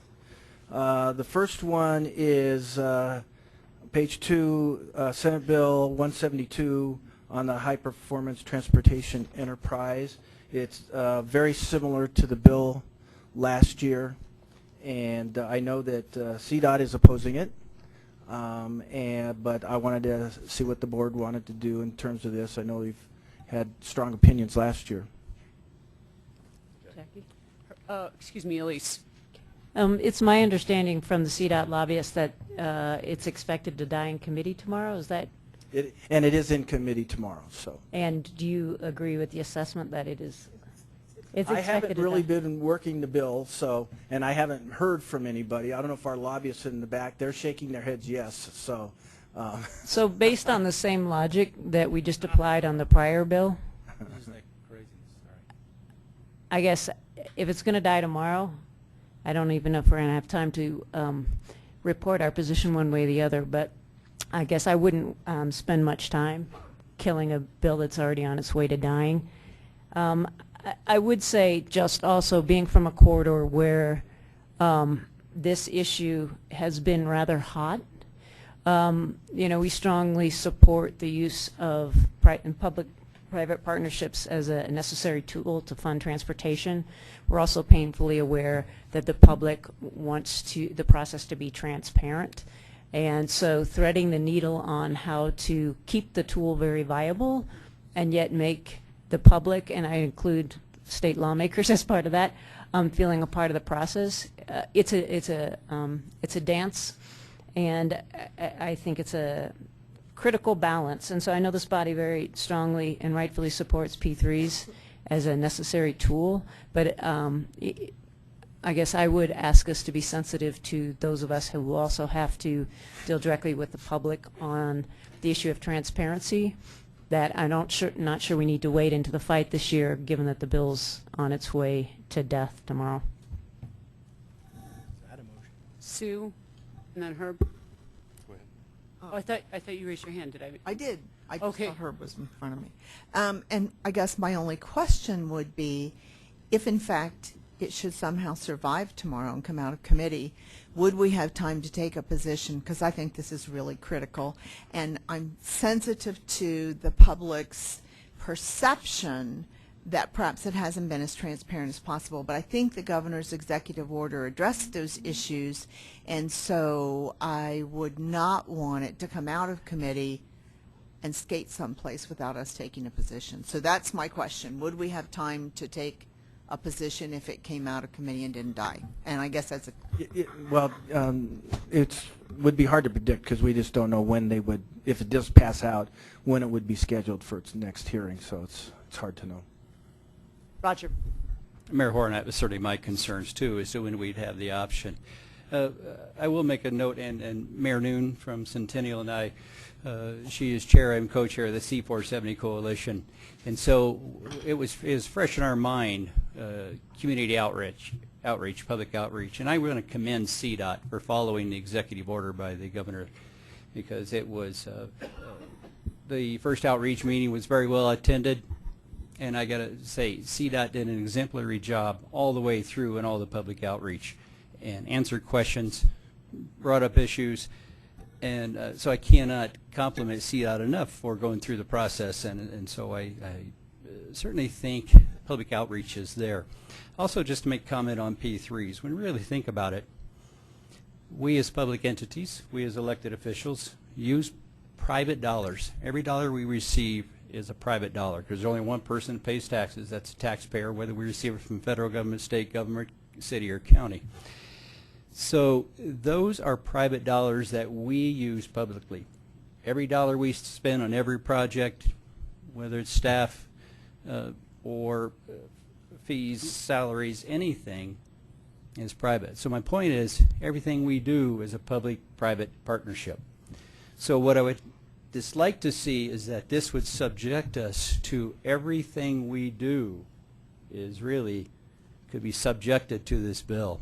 So I think this certainly see the concerns from Commissioner Jones, but yes, thank you. Too many of you floating around. Are you the sponsor of this bill? And see some of those issues, but I think there was something blown out of proportion, and I think we saw in a public process that it was legit, it was open, it was transparent, and it worked very well. So I would move that we would oppose SB 172. For a second? Second. And we're not finished discussion. I know there's people talking. So I had Herb, and then did I have Ron? And then, no, Herb and then Chris. To kind of go along with what Roger was alluding to, you know, the governor was very adamant, go back, rework this, and keep it that way. And I think that the proposed bill, 172, goes well beyond that, and I think the governor has already made indication, at least from my contacts with CDOT and others, that if this bill comes forward, the governor's going to veto it anyway, because it doesn't just institute the executive order, it goes well beyond that, and he said he's not going to support that. So I'm very much in support of what Roger does. I don't think we're going to keep, I don't know, as long as the sponsor keeps bringing it up, it'll come back every year, but I don't think that this is something that we want to do away with. This is a tool in our toolbox that is very important to all of us, and Roger makes a very good example. So we do this every day in our business as elected officials, and I can't support what he's trying to do in this, because I think it's just going to take us backwards and make it harder for us to institute other large highway projects where we use the P3 process. Chris. Thank you. Substantively, I totally agree with Roger and Herb, but tactically, I am sensitive to Elise's issue. I mean, this did kind of emerge out of the the US 36 crew, and so I thought Sue's suggestion was a good one, that for sensitivity's sake, if this thing's going to die of its own accord, let's just sort of cross our arms and let the thing die. If it doesn't die, well, then let's uncross our arms and oppose it. But I don't know if there's a way to do that, just to give staff direction. So don't say anything, but if it raises its... Okay, Ashley, is that it, Chris? Yeah, that's where I'd rather go. I can't in good conscience tonight support the motion on the floor, just because when this came up in Louisville, it was loud and clear from the public that they felt that the process wasn't transparent enough and that more needed to be done. And I think public outreach really goes both ways, and it's not just telling people it was transparent and we put it out there, but you have to receive that feedback that it wasn't enough. And so I wouldn't go to the point of support it either. I just cannot tonight oppose it. So I'll have to vote against the motion. Val. Thank you, Madam Chair. There's a if you read through the description of the title up in there, there's a statement in there that really scares me, where it says prohibits the HPTE from entering into P3s that contain certain provisions until the General Assembly specifically approves any such provisions. That's very scary. If you're going to have to wait the whole year before the Assembly comes back into place, and then have them wrestle over whether they're going to accept something or not, by that time the opportunity to enter into a P3 is gone. Is there any other comment? I will comment that I couldn't agree with you more, Val, and that I feel that as we all sat here earlier tonight talking about how we need additional funding for our transportation projects, that I don't think we can take anything off the table. That said, I do respect the comments from the communities that were impacted by the last P3 discussion up in the Boulder area. But I will be supporting the motion because I think we do need to have this as a tool in our toolbox to fund transportation. So anybody else care to comment? If not, I'm going to call the motion was to oppose this bill. All those in favor, please raise your hands this time. Can I ask a question? Yes, Elise. I mean, oh God, I did it. Suzanne, I apologize. Well, that's all right. It's a Jones. So, Chris, what you were suggesting almost sounded like a friendly amendment to me, to just, if it's going to die tomorrow, we can just sit on this, but if it's not, then move forward. But it wasn't offered as a friendly amendment. But I'm happy. But you can offer it. But then the amender, I mean, the person that making the motion would have to agree to it. Is that correct? Yeah, I mean, I'm perfectly happy to make it. I don't know if Roger, you're interested in going down that road, or you just want to, you know, full Roger, speed ahead. it's up to you. You don't have. And it's. Okay, so you can offer it as an amendment, and we'll vote on whether or not you don't have to accept it. Right. I think because of the sensitivity and timing of it, and I think it's very important we state a message, because I agree with Ray Atkinson that we have seen this last year, we've seen it come again, and I think we need to make a strong message, and sensitive, no doubt, to the public, but we see this all the time. We try to get public involved, and they don't until they realize, oh, wow, this does affect me. So sensitive to that, but I think there is a time, we've done our due diligence, but I think we really state the message. I think Val brings up an excellent point, because that is a serious issue. And why that delay is important, because by the time the state legislature gets back, because of their timing and when they meet, we many times can lose those projects. So no, I would reject the friendly amendment and ask for the vote. Okay. He was very polite in his. Well done, Roger. Well done. Okay, you can still offer it to the floor as an amendment. Okay. All right. So the motion is to oppose. Please raise your hand, though. All those in favor, please raise your hand, because we do need to count.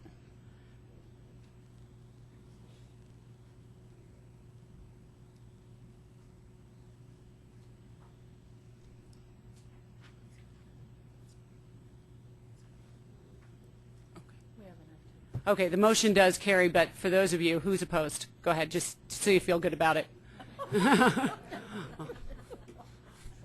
All right, and abstained? Okay, the motion does carry. Okay, it sounds like there is another late-breaking. One more, if we can call on Mayor Burkowski. I'm speaking on behalf, well, not only myself, but also on behalf of E470 and several of the board members who are here tonight, Mr. Benson, Mr. Hohen, and Mr. Partridge. And that is to ask for DRCOG's support of SB 15-90, which is a change to the temporary license plate positioning on the car. And the reason this sounds like this is a big deal, it's a big deal, because E470 alone loses $11 million a year in tolls for not having the system corrected. Number two is, you all know, tolling is coming, and all that tolling will be done the same way it's done on E470. So CDOT's recommended and projected amounts of tolls for projects will actually wind up being less, because I don't think, unless Deb corrects me, that the reading of temporary plates being a problem is figured into those numbers. And lastly, every one of you that has a police department or a sheriff's department, this is also a matter of officer safety. So with that, I would yield the floor to some of my fellow E470 board members if they care to comment. Jim? Yes. Well, I agree with what Ron said. And like he said, it's not only what it costs E470, but when a police officer stops the car, if he can't see a license plate of some kind, he has no idea what he's walking up on. And this is going to, I guess it's a plate that's made out of heavy cardboard with 2 grommets in it where it will fit into your license plate holder, unlike those little pieces of paper that you would put in your back window, which of course the readers on E470 and no other reader, I guess, in the state will be able to read it because of the sun glare, because of the glare of the flash or whatever. But it's not just the money. It is a big safety issue. Police officers don't like walking up on a car where they have no idea who's inside it, or whether they know that the license plate actually goes with that car, and that's something that'll be readily available right there on the tag. The tag will have the VIN number, it'll have the make and model of the car, but it does, I don't know whether it's 11 million, Ron, but it's about that was the loss number for E470 alone. I thought it was about 8, but anyway, it's either 8 or 11 million. John so said 11. It's a lot of money, and that just costs everybody else who rides on the road. Okay, I have Roger, and then I think I have Bill.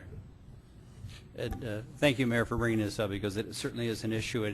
And Senator Todd is a sponsor of this bill, and it's actually seen that it's a firm cardboard that would go in place where the license plate is. And it really is a safety issue as much as anything. Councilman Benson talked about, because the actual vehicle ID number, make, model, and color will go on to the temporary tag, and we don't even have that on the permanent tag. So the interesting thing about it, this is supported by the State Sheriff Association, State Police Association, Department of Revenue, CDOT, clerk and recorders. So there's a lot of support all the way around, but it is strictly a very key safety issue. But none of them have Rich Morrow. That's right. Bill, did you have anything else you wanted to add? I think all the issues were covered. I would just reiterate the safety aspect, and you know, we have a responsibility as board members to the financial viability of the E470 board, and this is a fact that has to be addressed to ensure that we get all our expenses are covered, and we're losing. It's a big drain on our financial resources. Okay, thank you. All right, I'll look for a motion on this bill. Well, what is the motion? To what? Support. To support the bill. Okay. SB 15-09. Second. Okay, and then I heard a motion and a second. All those, is there any more discussion on this issue? All those in favor, please say aye. Aye. Opposed? Abstained. Okay, we have, excuse me, I'm sorry. Abstaining? Okay, thank you, Joyce. Okay. Okay. Then we have one more bill. Yep. We have one more bill that SB 177. Rich. Well, this is the long-awaited construction defects bill that's finally introduced. It hasn't showed up on the calendar yet, but it's finally out there, and I know you're all very interested in it, so I put it on the list for your direction. Sue. So this is a bill that's been supported by the Metro Mayor's Caucus for a couple of years. I think it's really an important bill for Colorado. We were very involved in it. We've done some studies on the impact of construction defect lawsuits on the construction of condominiums in our area. We're significantly below the rest of the country in those starts, and I would say that you can't be sure that that will change with this, but this is just a good thing for citizens as well. I'm always interested in opponents who come forward and say this takes away citizens' rights. It doesn't do that at all.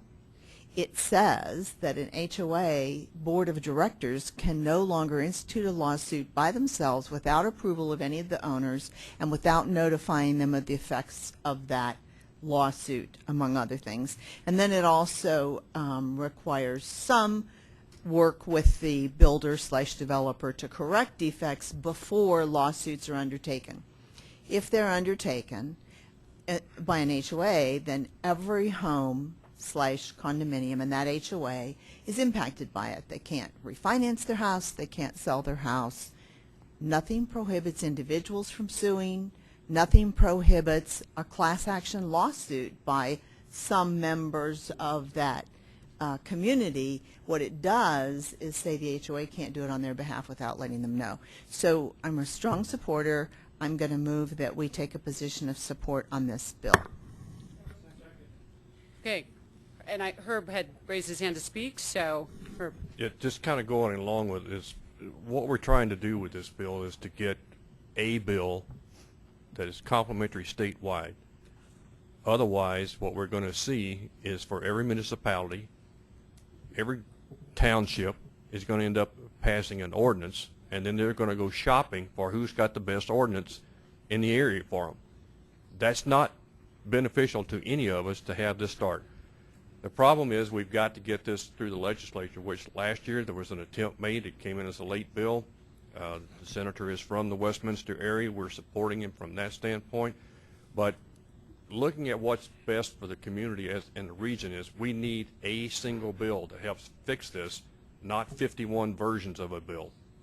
So I recommend strongly that DRCOG support this. As Sue has pointed out, this is a first step.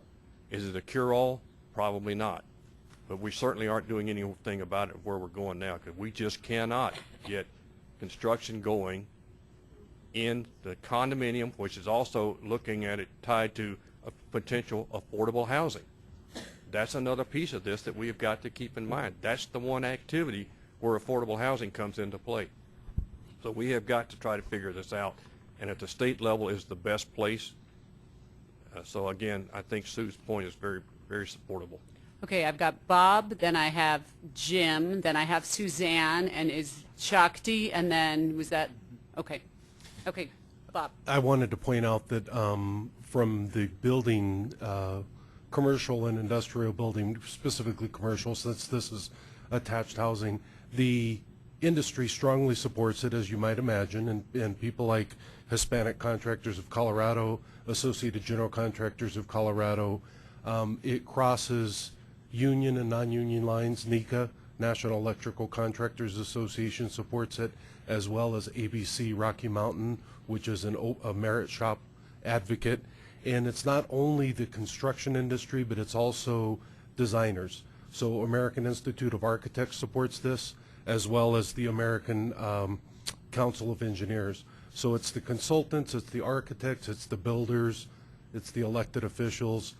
Many of those websites, I would specifically guide you to the AGC Colorado website, where they have a very easy two-step process that you can send a letter of support to your legislators at the State House if you're so inclined. Thank you. Jim. Is this only going to apply to suits by the HOA regarding construction defects or anything else?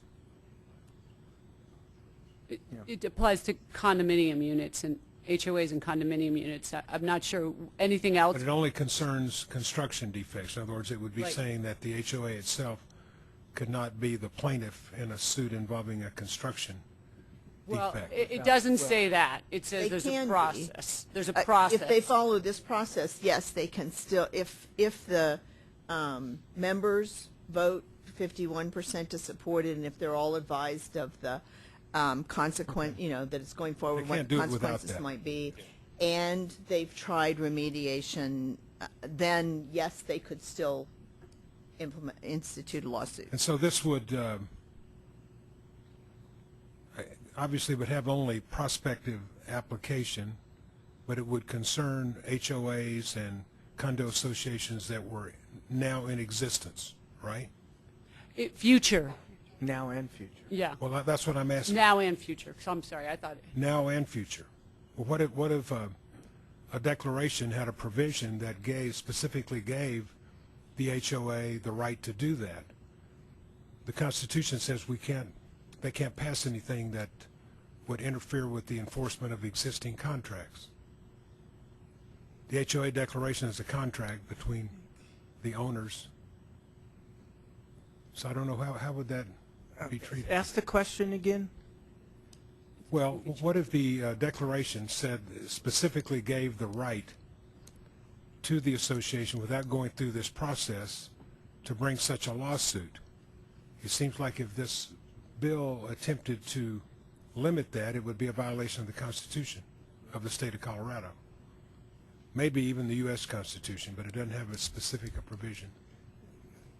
Okay, Well, I have. Can you answer that? Man, my expert back here was telling me that I don't know if it's in the Constitution or not, but certainly state law can trump whatever's in an HOA contract. Is that a state law? Yeah, that says that. So see, if that state law was in existence before the HOA declaration, then I would agree with you. But if not, Okay. Okay, Chris, I'll put you on the list. Suzanne, and then Shakti, and then Chris. I just want to say I totally appreciate the complexity of this issue and the arguments being made. We had a very robust discussion at our city council meeting and could not come to an agreement. So I just, for the record, I have to abstain. Okay, Shakti. So I voted against the construction defect ordinance in Lakewood, and I am going to support it today.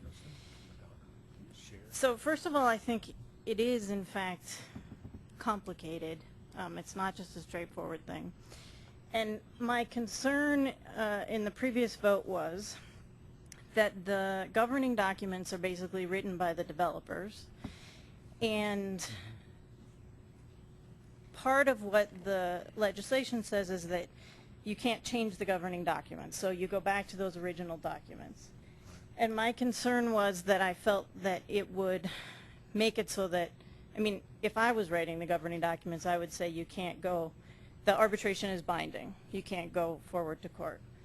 And I still think that will be the case in terms of class actions. However, at the CML conference and talking about the issues with some people, I think you can still bring individual suits, and neighbors could even come together to bring suits. You just can't bring class action suits. And that, I think, is an important safeguard. So there's a lot to this. I don't really know if it'll solve the problems. It's very complicated to figure out what the problems are, but they're big enough that I think we should try and solve them. And then I don't know if it addresses your concern about the contracts, but it may be that state law is saying that the original contract controls, and that's somehow different than adding new principles to it. So. Okay, I have Chris, and then I have Val. Thank you. Just on the issue that Jim brought up, I mean, most of those contracts say something along the lines of, you know, none of this is meant to be in contradiction of federal, state, or local law. So if we change the state law, then those provisions of the HOA declaration wouldn't apply. The state law would trump. I just want to say that Shakti is, and others are right, that this is a complicated issue, and it's an open question whether this will solve the problem. I think it's unlikely to solve the problem, but I think it is likely to help. And this particular measure is so, it's not big, it's certainly no panacea, but it's a very reasonable and straightforward step in the right direction. It's about democracy. Everybody, I mean, you know, a majority of those living in the HOA ought to have a say if they're going to engage in a lawsuit. It's about transparency. They should have information about what the impact of a lawsuit will be, and it's about fairness. You ought to get a crack at fixing the problem if there's a problem there. So, you know, I think a complete solution to the problem may be down the road and be more complicated, but I think this particular measure is pretty straightforward, pretty intuitive, and just a good step to take, and we should support it for sure. Val? Thank you, Madam Chair. Just a preview of that first, and then I've got a question for our lobbyists. This whole issue actually in construction defect exploded back in 2010 when there was a law that changed that allowed the contractors to shift the burden over to the insurance companies, and so then the insurance companies then just went sky high on their rates, and that's what really escalated this whole issue. So a lot of this stuff can actually be fixed when they go back, if they should go back and try to fix that particular bill. But they're not doing that. You know, I have some concerns about taking away some of the rights of the property owners. As a realtor, you know, when I sell an item, I think that they have the right to go back and try to fix any defects. But that being the case, you know, I'm undecided, and I'll probably be neutral for now on the bill itself.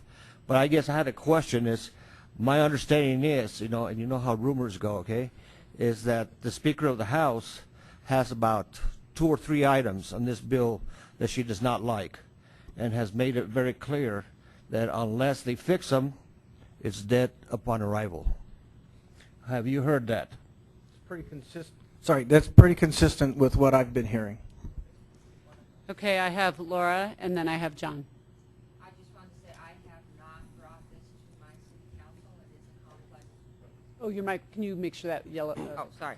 I have not brought this to city council. It is a complex issue, and thus I feel I need to abstain at this juncture. Okay. John, and then I'll go to you again, Shakti. I'll be quick. Parker supports this bill. We stand by our state senator. Anything we can do to unencumber the roadblocks for development that affects Parker, Douglas County, the whole region, I strongly support.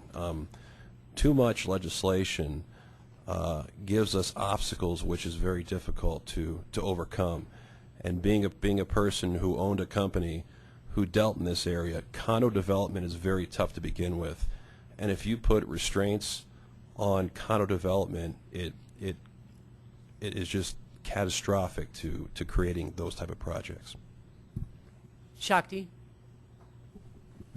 I would just say there have been a lot of years without much happening on this issue, and to the political rumors of what might happen this year, I am all for getting something done and having conversations and maybe compromising. So I don't know how nuanced our lobbying gets, but I think that's important. Thank you. Jim, and then Elise, and then I actually am going to comment. Okay, who initiated this legislation? Senator Sheffel and Ulibarri are the sponsors. Well, I mean, but who was behind them? So, Jim, with all due respect. I mean, was it insurance companies? No. Who was it? Who was it? It was, you know, if you want my opinion on that, Jim, I think it was the municipalities and counties that are not getting condo development, because my council spent 3 hours last night on a construction defects ordinance that we passed. We're the second community to pass it after Lakewood. And I will tell you, I did my research in my community. Since I've gotten on council in 2008, there have been almost 1,400 homes built. And by homes, I mean apartments, townhouses, single-family detached, single-family attached. Of that 1,400 homes, 93 were condos that were built in 2008. We have not had that product in our community. Right. We have removed a rung from the home ownership ladder in our community, and something needs to be done. And frankly, I think it's municipalities and local representation that have gone to their state legislators and said, please do something about this. Well, I know what you mean, and I'm certainly for I already spoke. That was my development. Sorry. Yeah. But it seems to me like if it's developers, they're concerned about their insurance premiums. And every time we see something that puts a limitation on damages, shortens the statute of limitation, we're not talking about developers, we're talking about the people who buy these things. And what is it going to do to their ability to be able to hold the developer responsible? I guess you can always be sure that the developer has enough insurance, but I'm probably going to abstain from this myself because I don't think I know enough about it. I would need to read the whole bill myself. Okay. Elise. I want to acknowledge a lot of the comments that were made today. I agree with. It's very complicated. I've been talking with folks in my communities in Boulder County about the impacts. It seems like there are some impacts. There are also a lot of other factors. And that investigation is ongoing on my part, and our county commission hasn't had a chance to take a stance on this bill yet. So I'm going to abstain for that reason. I recognize it's an important issue, but for tonight anyway, I'm not ready to vote in favor. Okay, it sounds like, oh, Rita, please. We have had, in Superior, we've had a lot of discussion about this because one of our condominium units reached a settlement, a huge settlement with a builder. And so the problem for us is the balance, which been the conundrum between the developers or the builders and the residents that live there, the homeowners that have it, have their condominiums there. And this is way too complicated of a bill to decide which side are you on, you know, because we're trying to balance. Are you on the homeowner's side, who we represent, or are you on getting more condominiums developed in your area? And frankly, you know, you have to look at the economies of what's happened in the last 10, 12 years in Colorado. It isn't just because of this bill or these building restrictions. It's really what's happening in the economy. And if you're looking at trying to find affordable housing, unfortunately you have the people that come in and build the affordable housing will be people that you probably don't want to have building quality condominiums in your area, in your town. And these are things that we look at in Superior. So I too, because of the conundrum we have, how do we balance the homeowner versus the developers and the need to continue to build? I'm going to have to abstain too from any action on this bill. Okay, thank you. You know, we are approaching the witching hour, which means I get witchy. No, so I am gonna. I do. Chris and Roger had their hands up. Is there anyone else who has something they feel they want to contribute? I'm going to let those two speak, and then we're going to vote. Okay. Thank you. Maybe I'm just beating a dead horse, but I agree that the issue is complicated, and the whole question of insurance premiums and the role of the marketplace and what millennials are buying, this is all very complicated. This is just a small piece of it. The bill itself is eminently simple. It's eminently simple. It's not complicated. It's not convoluted. It's three things. Give the developer a crack at fixing the problem.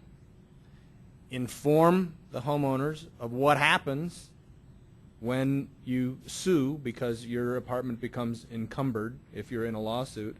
And three, you need a majority of the homeowners in a condo association to agree to sue. That's pretty straightforward. It's fairness, give the developer a crack, transparency, tell people what happens when they do sue, And 3, democracy. You got to have a majority of people to sue. That's all this bill does. Will it solve the problem? No, but it's a very simple, straightforward, partial fix to a, granted, very complicated problem. Roger. I accept that friendly statement, Chris, by the way. I just have a quick question for Rich. CMI, CML and CCI have both taken position on this, is that correct? Yes. And Oppose. I mean support. Both support? Both support? Hey. So I had you. Are you listening? Are you paying attention? Support the bill, yeah. And I would just make a note that at CCI it has to be 65% of the members to support. So it was pretty substantial support from CCI. Yeah, we don't like them. All right, I'm just kidding. With that, I see I tell bad jokes when it gets late too. So we are going to ask for our hands to be raised. The motion is to support this bill. All those in favor, please say please raise your hand. Excuse me.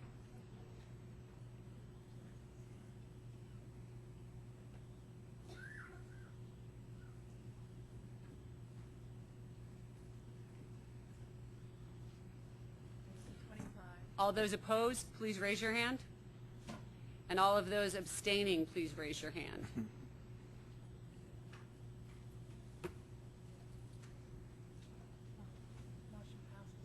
The motion passes.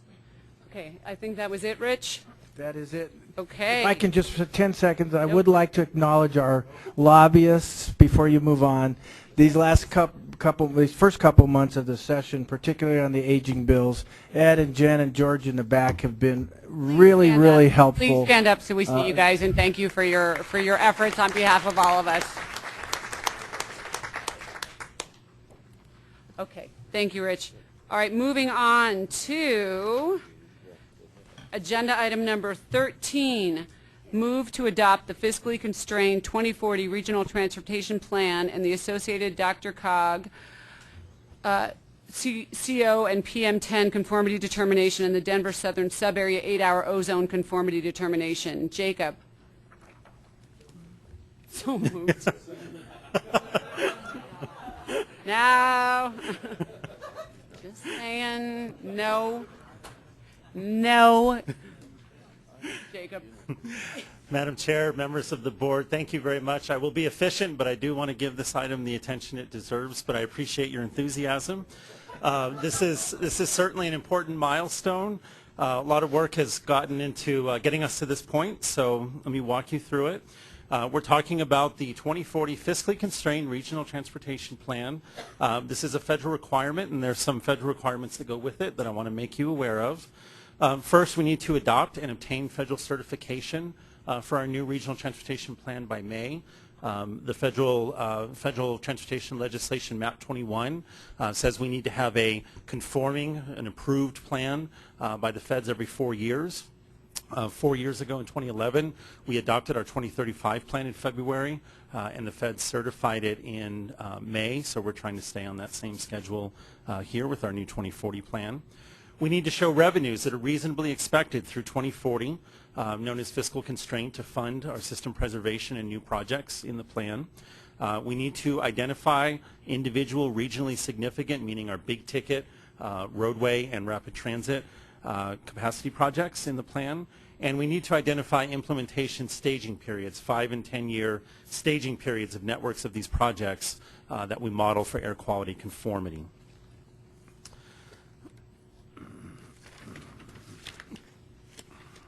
The 2040 Regional Transportation Plan covers our full DRCOG 9.5 county region. Demographic data over the course of the horizon year of this plan of 2040. As you can see, we're going to add over 1 million people to the region, 1 million new people and net growth to the region, and over 500,000 new jobs. That's a 38% increase in population and a 30% increase in employment through the life of the plan, and we need to account for that and plan for how we handle that influx.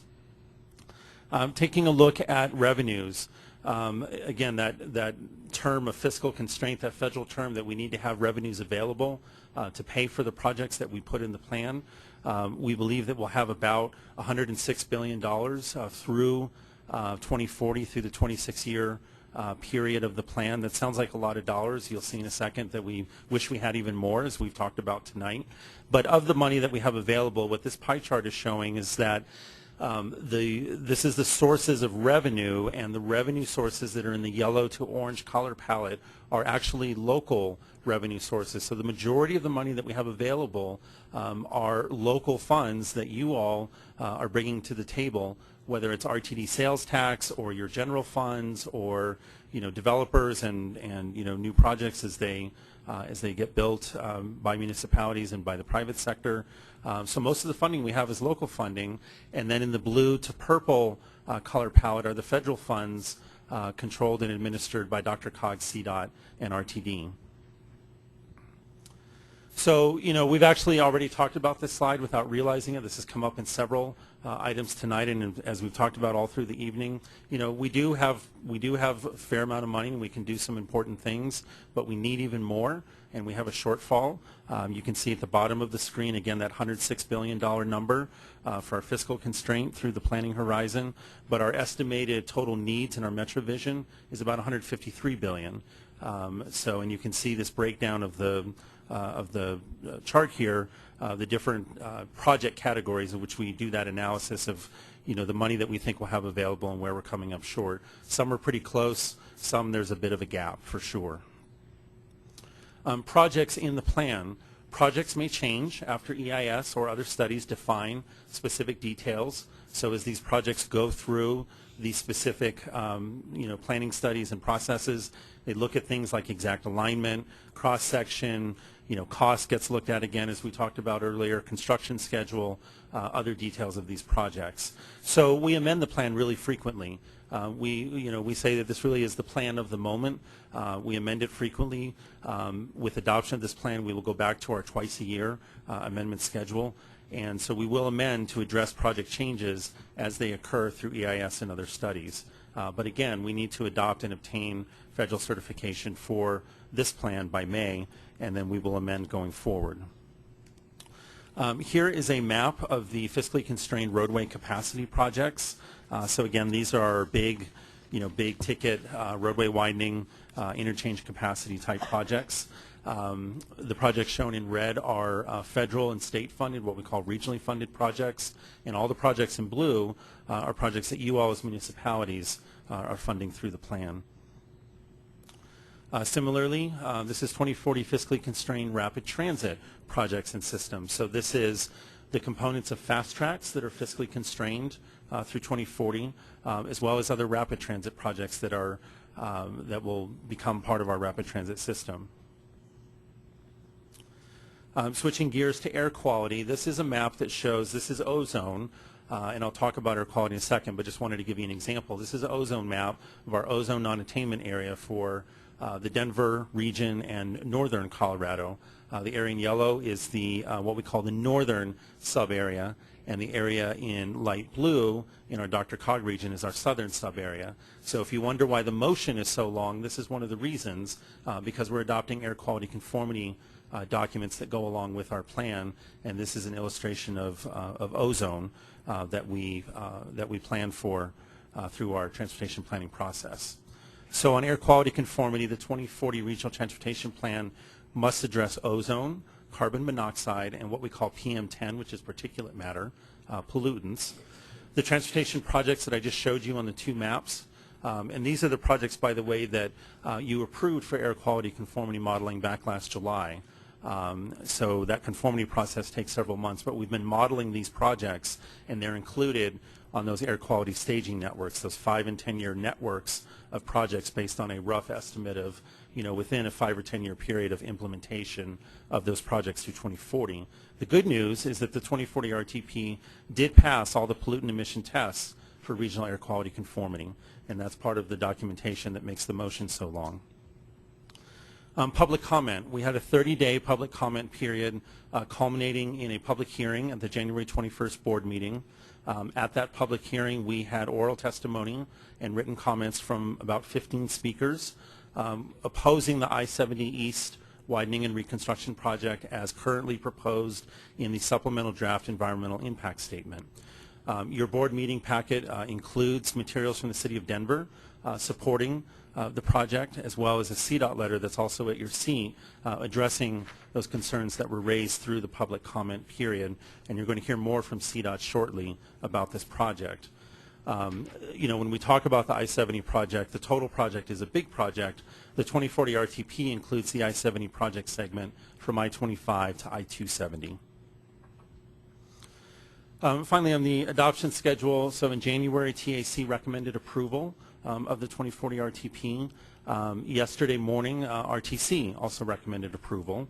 Again, we're, of course, asking tonight for you all to adopt the plan. And then going forward in mid-2015, we will integrate the fiscally constrained regional transportation plan into our larger 2040 MetroVision regional transportation plan. So before I take any questions, and with permission of the chair, I would like to have CDOT make a short presentation on the I-70 project. I'd like to turn it over to Deborah Perkins-Smith from CDOT to facilitate that conversation, and then myself and CDOT will be glad to answer questions. I'm actually going to have Tony come up and do a short presentation based on the hour. As was noted, most of the comments at the public hearing last month pertained to this particular project, I-70 East. And I know we have a lot of new board members, so we thought it might be helpful to understand what the project is.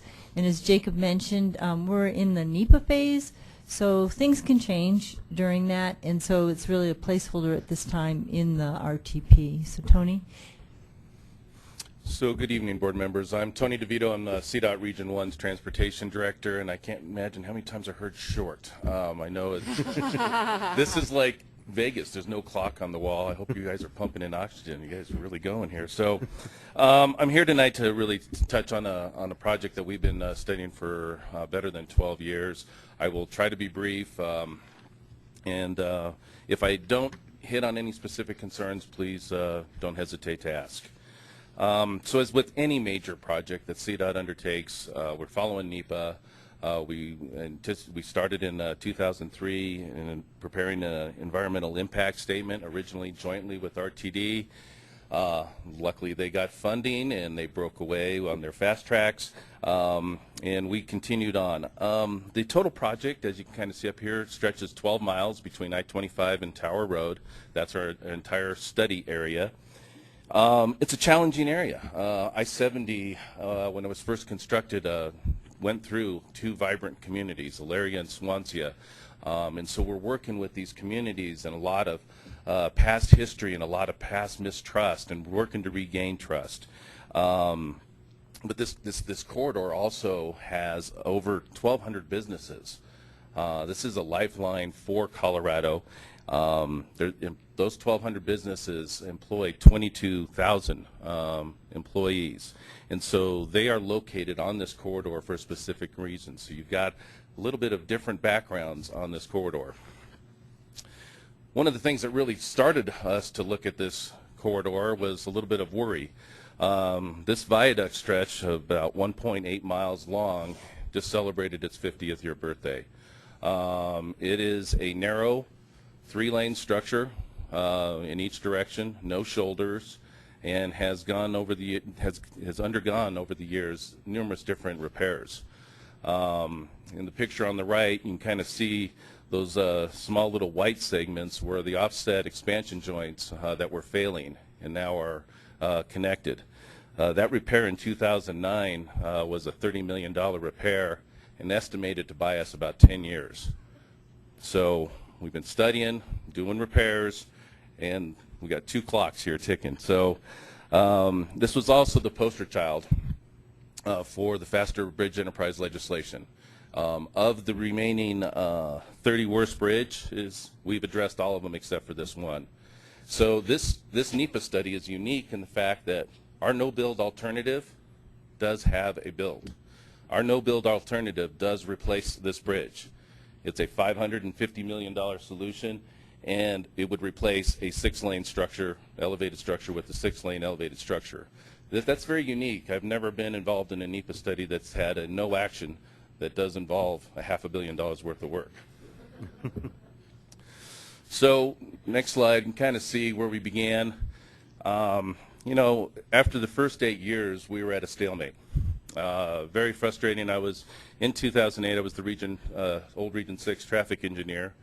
I remember when we went out on the draft DIS, there was no preferred alternative identified. That's a frustration. After a lot of money invested, you're out there putting out a document that hasn't identified a preferred alternative.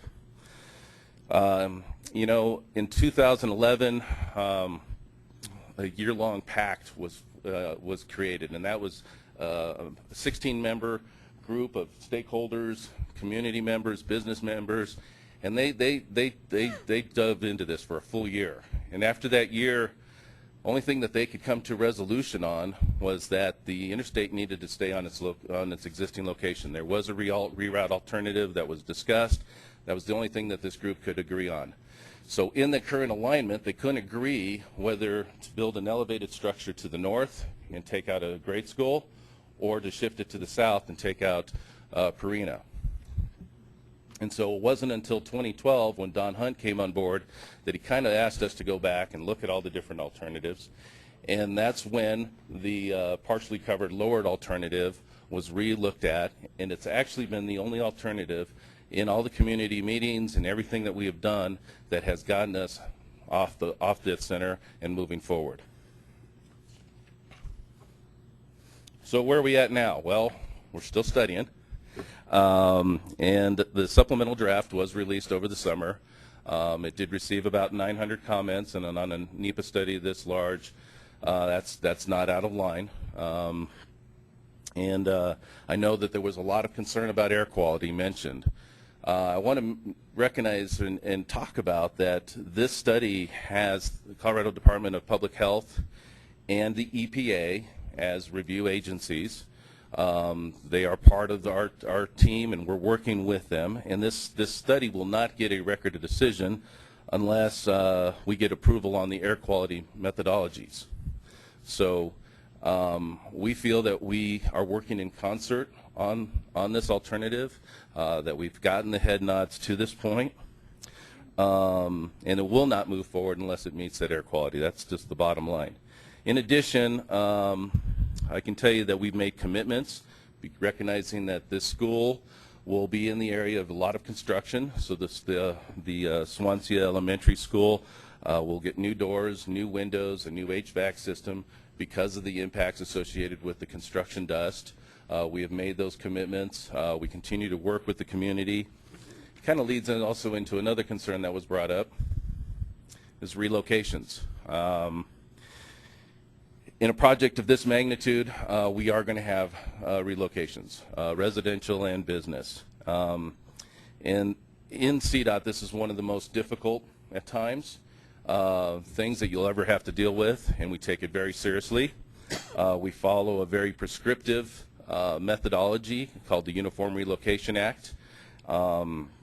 It's federally mandated, federally monitored. And, you know, we have actually started some of these relocations in certain areas. And I want to share with you some of the good news. I mean, there is a little bit of good news associated with this. Out of 10 acquisitions so far, 9 renters are, take it back. Out of 10 acquisitions, they're involving 9 renters. 7 of those are now homeowners. That is how the Federal Uniform Act works. If even on a homeowner, if we have to relocate them and to find a comparable home, they don't qualify because the home is in a higher value in a different neighborhood. We actually have a method in this project team to actually help them qualify for that higher loan.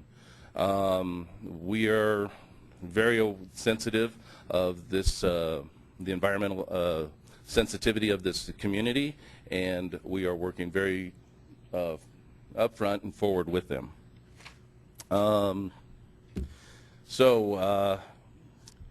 of having to identify phases, and this phase that was approved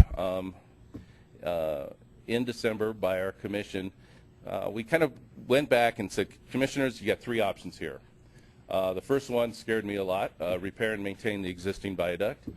The second one was remove the viaduct and limit the construction of the partially covered lowered option just in that area of the removed structure, or take a look at what would be the most viable project with a managed lane, and that project is the one in red that takes us out to 225.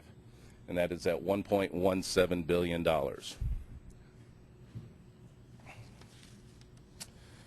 But we still have a lot of work ahead of us. We have two parallel paths. We have our NEPA clearance on the left, looking at a final EIS, which will address all those comments that we received during the supplemental in late 2015, and our hopes are for a record of decision in 2016. And in parallel, we're looking at a project delivery methodology and working with our commissioners. And so the commission will be meeting tomorrow to select a delivery method. Very similar to the voting that went on public-private partnerships earlier. That is on the table. And so this project of this magnitude and looking at the funding and the best bang for the taxpayers of Colorado, we are making recommendations. The commission will decide on that tomorrow.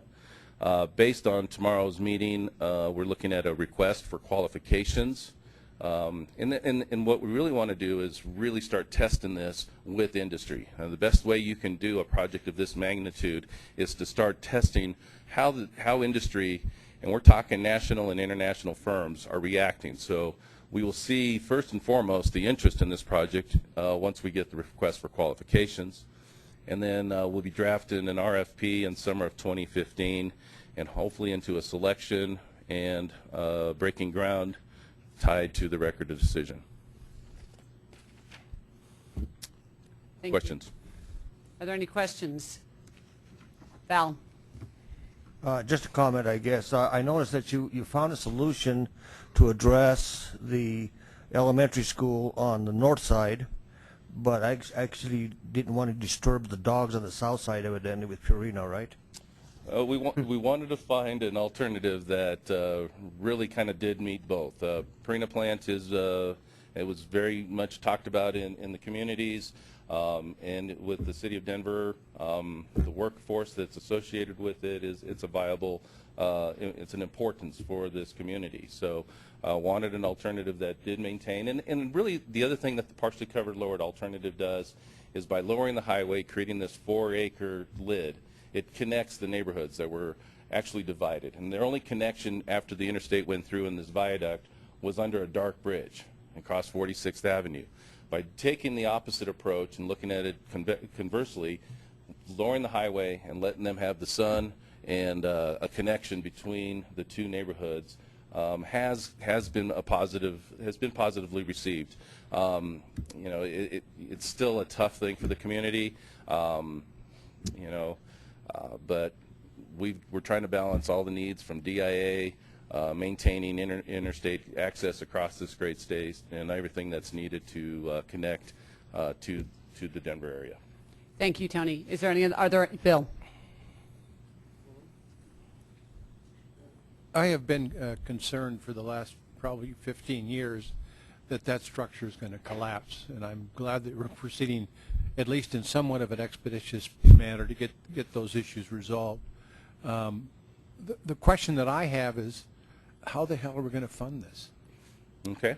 I will share some of the basic funding, and I also have Brett with us. Brett Johnson is our new Director of Office of Major Projects. Right now we have identified $850 million of bridge enterprise. Because the bridge does qualify for bridge enterprise, so the replacement section. Thanks to you and a vote prior, we have $50 million of DRCOG. And then looking at Senate Bill 228 projections, we are looking at 2 years, hopefully, that we will get Senate Bill 228 for this project, about $90 million each for a total of $180 million. That still leaves a delta. According, if we did the math, it leaves a delta of $90 million. But at this point, we are close enough that we can now start at least getting that next step of industry outreach, seeing what the industry feedback is all about, looking at how we can close that gap, and that's some of the discussion that Brett can share. But at some point there is still going to be a gap that will have to be closed, but we need to keep these parallel paths moving. Thank you. Any additional questions? Okay. Thank you very much for coming this evening and staying late with us. Right now I will look for a motion regarding the fiscally constrained 2040 RTP plan. I so move. All those in favor, please say aye. Aye. Opposed? Abstained? Motion passes.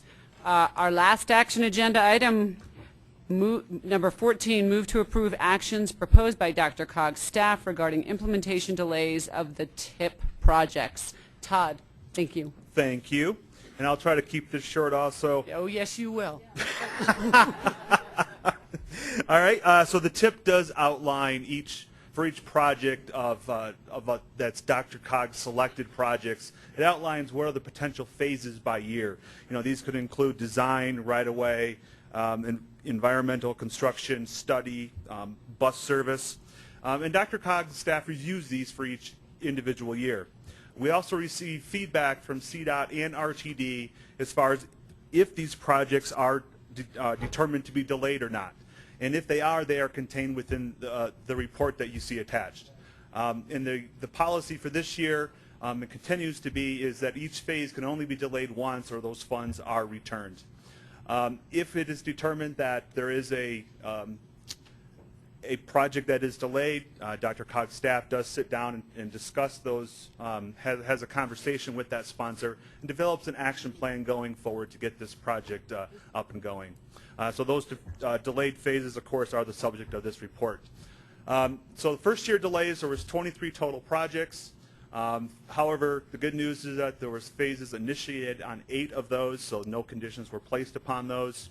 The remaining 15 projects, DRCOG staff does recommend to continue with those with the conditions as noted in the report.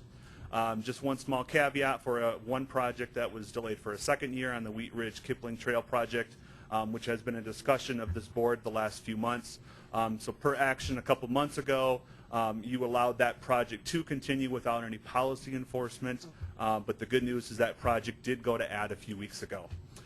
So with that, I would take any questions or comments that you may have, but the motion before you would to approve the delays with the conditions as outlined as you see fit. I would like to move that motion. All those in favor, please say. Oh, is there a discussion? Excuse me. All those in favor, please say aye. Aye. Opposed? You're just clarifying that for me. Thank you, John. Opposed? Abstained? The motion passes. Okay, moving on to our very brief informational briefings. Committee reports. I'm going to start with Elise, and really I'm going to ask that you keep it pertinent to the DRCOG issues, not just you, Elise. So I'll just list the topics we discussed. You can ask me anything about it later. Don Hunt spoke to us about his accomplishments and challenges, which involve no money for transportation. There's ongoing discussion at the STAC about I-70 East, which we just heard about. How the heck are we going to pay for it? Ongoing concerns about Senate Bill 228. Instead of $1 billion, we're probably going to get $200 million. If we're lucky, the Tabor refund that's being considered is transportation dollars. You're not going to have both. The new CDOT lobbyist is Andy Carcian, who used to lobby for CCI. The statewide transportation plan will be approved, will get its recommendation from STAC next month, and then will be approved by the Transportation Commission after that. And let's leave it at that. Thank you, Elise. I appreciate the brief. Sue. So the Metro Mayor's Caucus did meet the first Wednesday of this month. We had our annual legislative update from Kevin Bomer and we discussed a number of the bills that we discussed here this evening with the same outcome as we had here from the Metro Mayor's Caucus. We had a presentation on stormwater management issue, and this is a flood stormwater management issue, so we are recommending that I think there was some legislation involved that we would support to allow some holding of storm water runoff caused by fires, floods, et cetera, out of that.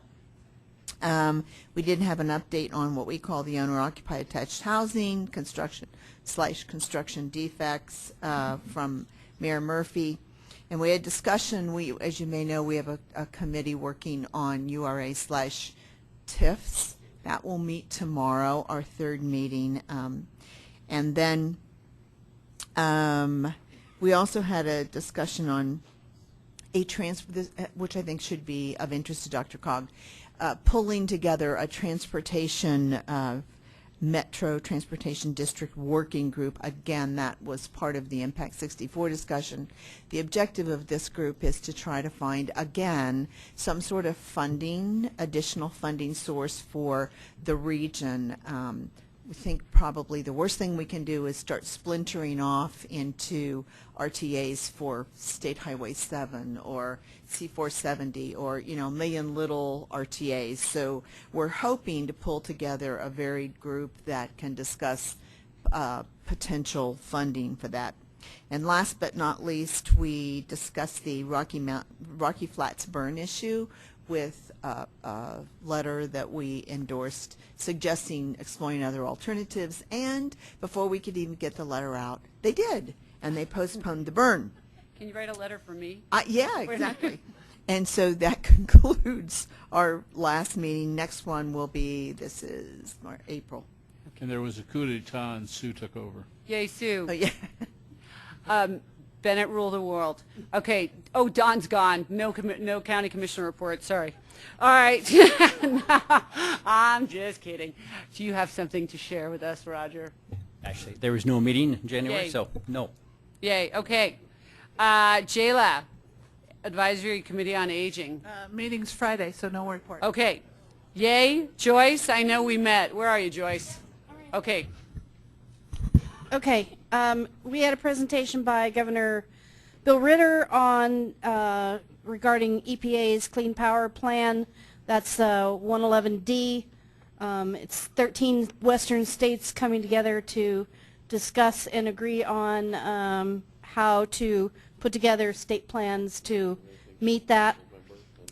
We also had a discussion of the EPA's proposed new ordinance standard, and a discussion of planning process and schedule for 2008 ozone standard, and the next meeting is April 10th. How about that? Thank you. Ron. Real quick, E470 toll transactions increased 13.6% over 2013, with transactions going from 58.4 million to 66.4 million, the fifth straight year of traffic growth, which goes to show you that people are willing to pay tolls. That's all. To not sit in traffic. Okay, Bill Van Meter. The RTD board of their February Fast Tracks Monitoring Committee had one action, and that was passed by committee and by the board of directors last night. That was a resolution in support of North Metro, specifically on indemnification of the BNSF Railroad and for the North Metro corridor. So that went through. There was one update, or two updates presented to our board, one on the progress on the North Metro corridor, which is approaching 90% design. Construction has already started, and this spring and summer you'll see a lot of construction happening on that corridor, the North Metro corridor. On the other end of the region, on the Southeast Rail extension, the design build contract, RTD had let an RFQ, request for qualifications. 7 firms responded, or teams of firms responded to that request for qualifications that will lead to a design build contract on that corridor, assuming funding is successfully obtained from all the different sources we're pursuing it. 4 of those 7 firms were shortlisted to compete for the RFP on that project. That's my update. Thank you. Okay, I think with that informational items, please look at attachment K and attachment L in your packets.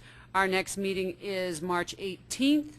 Is there any other matter by member you would like to share other than drive safely home? And thank you very much for your time this evening. We are adjourned.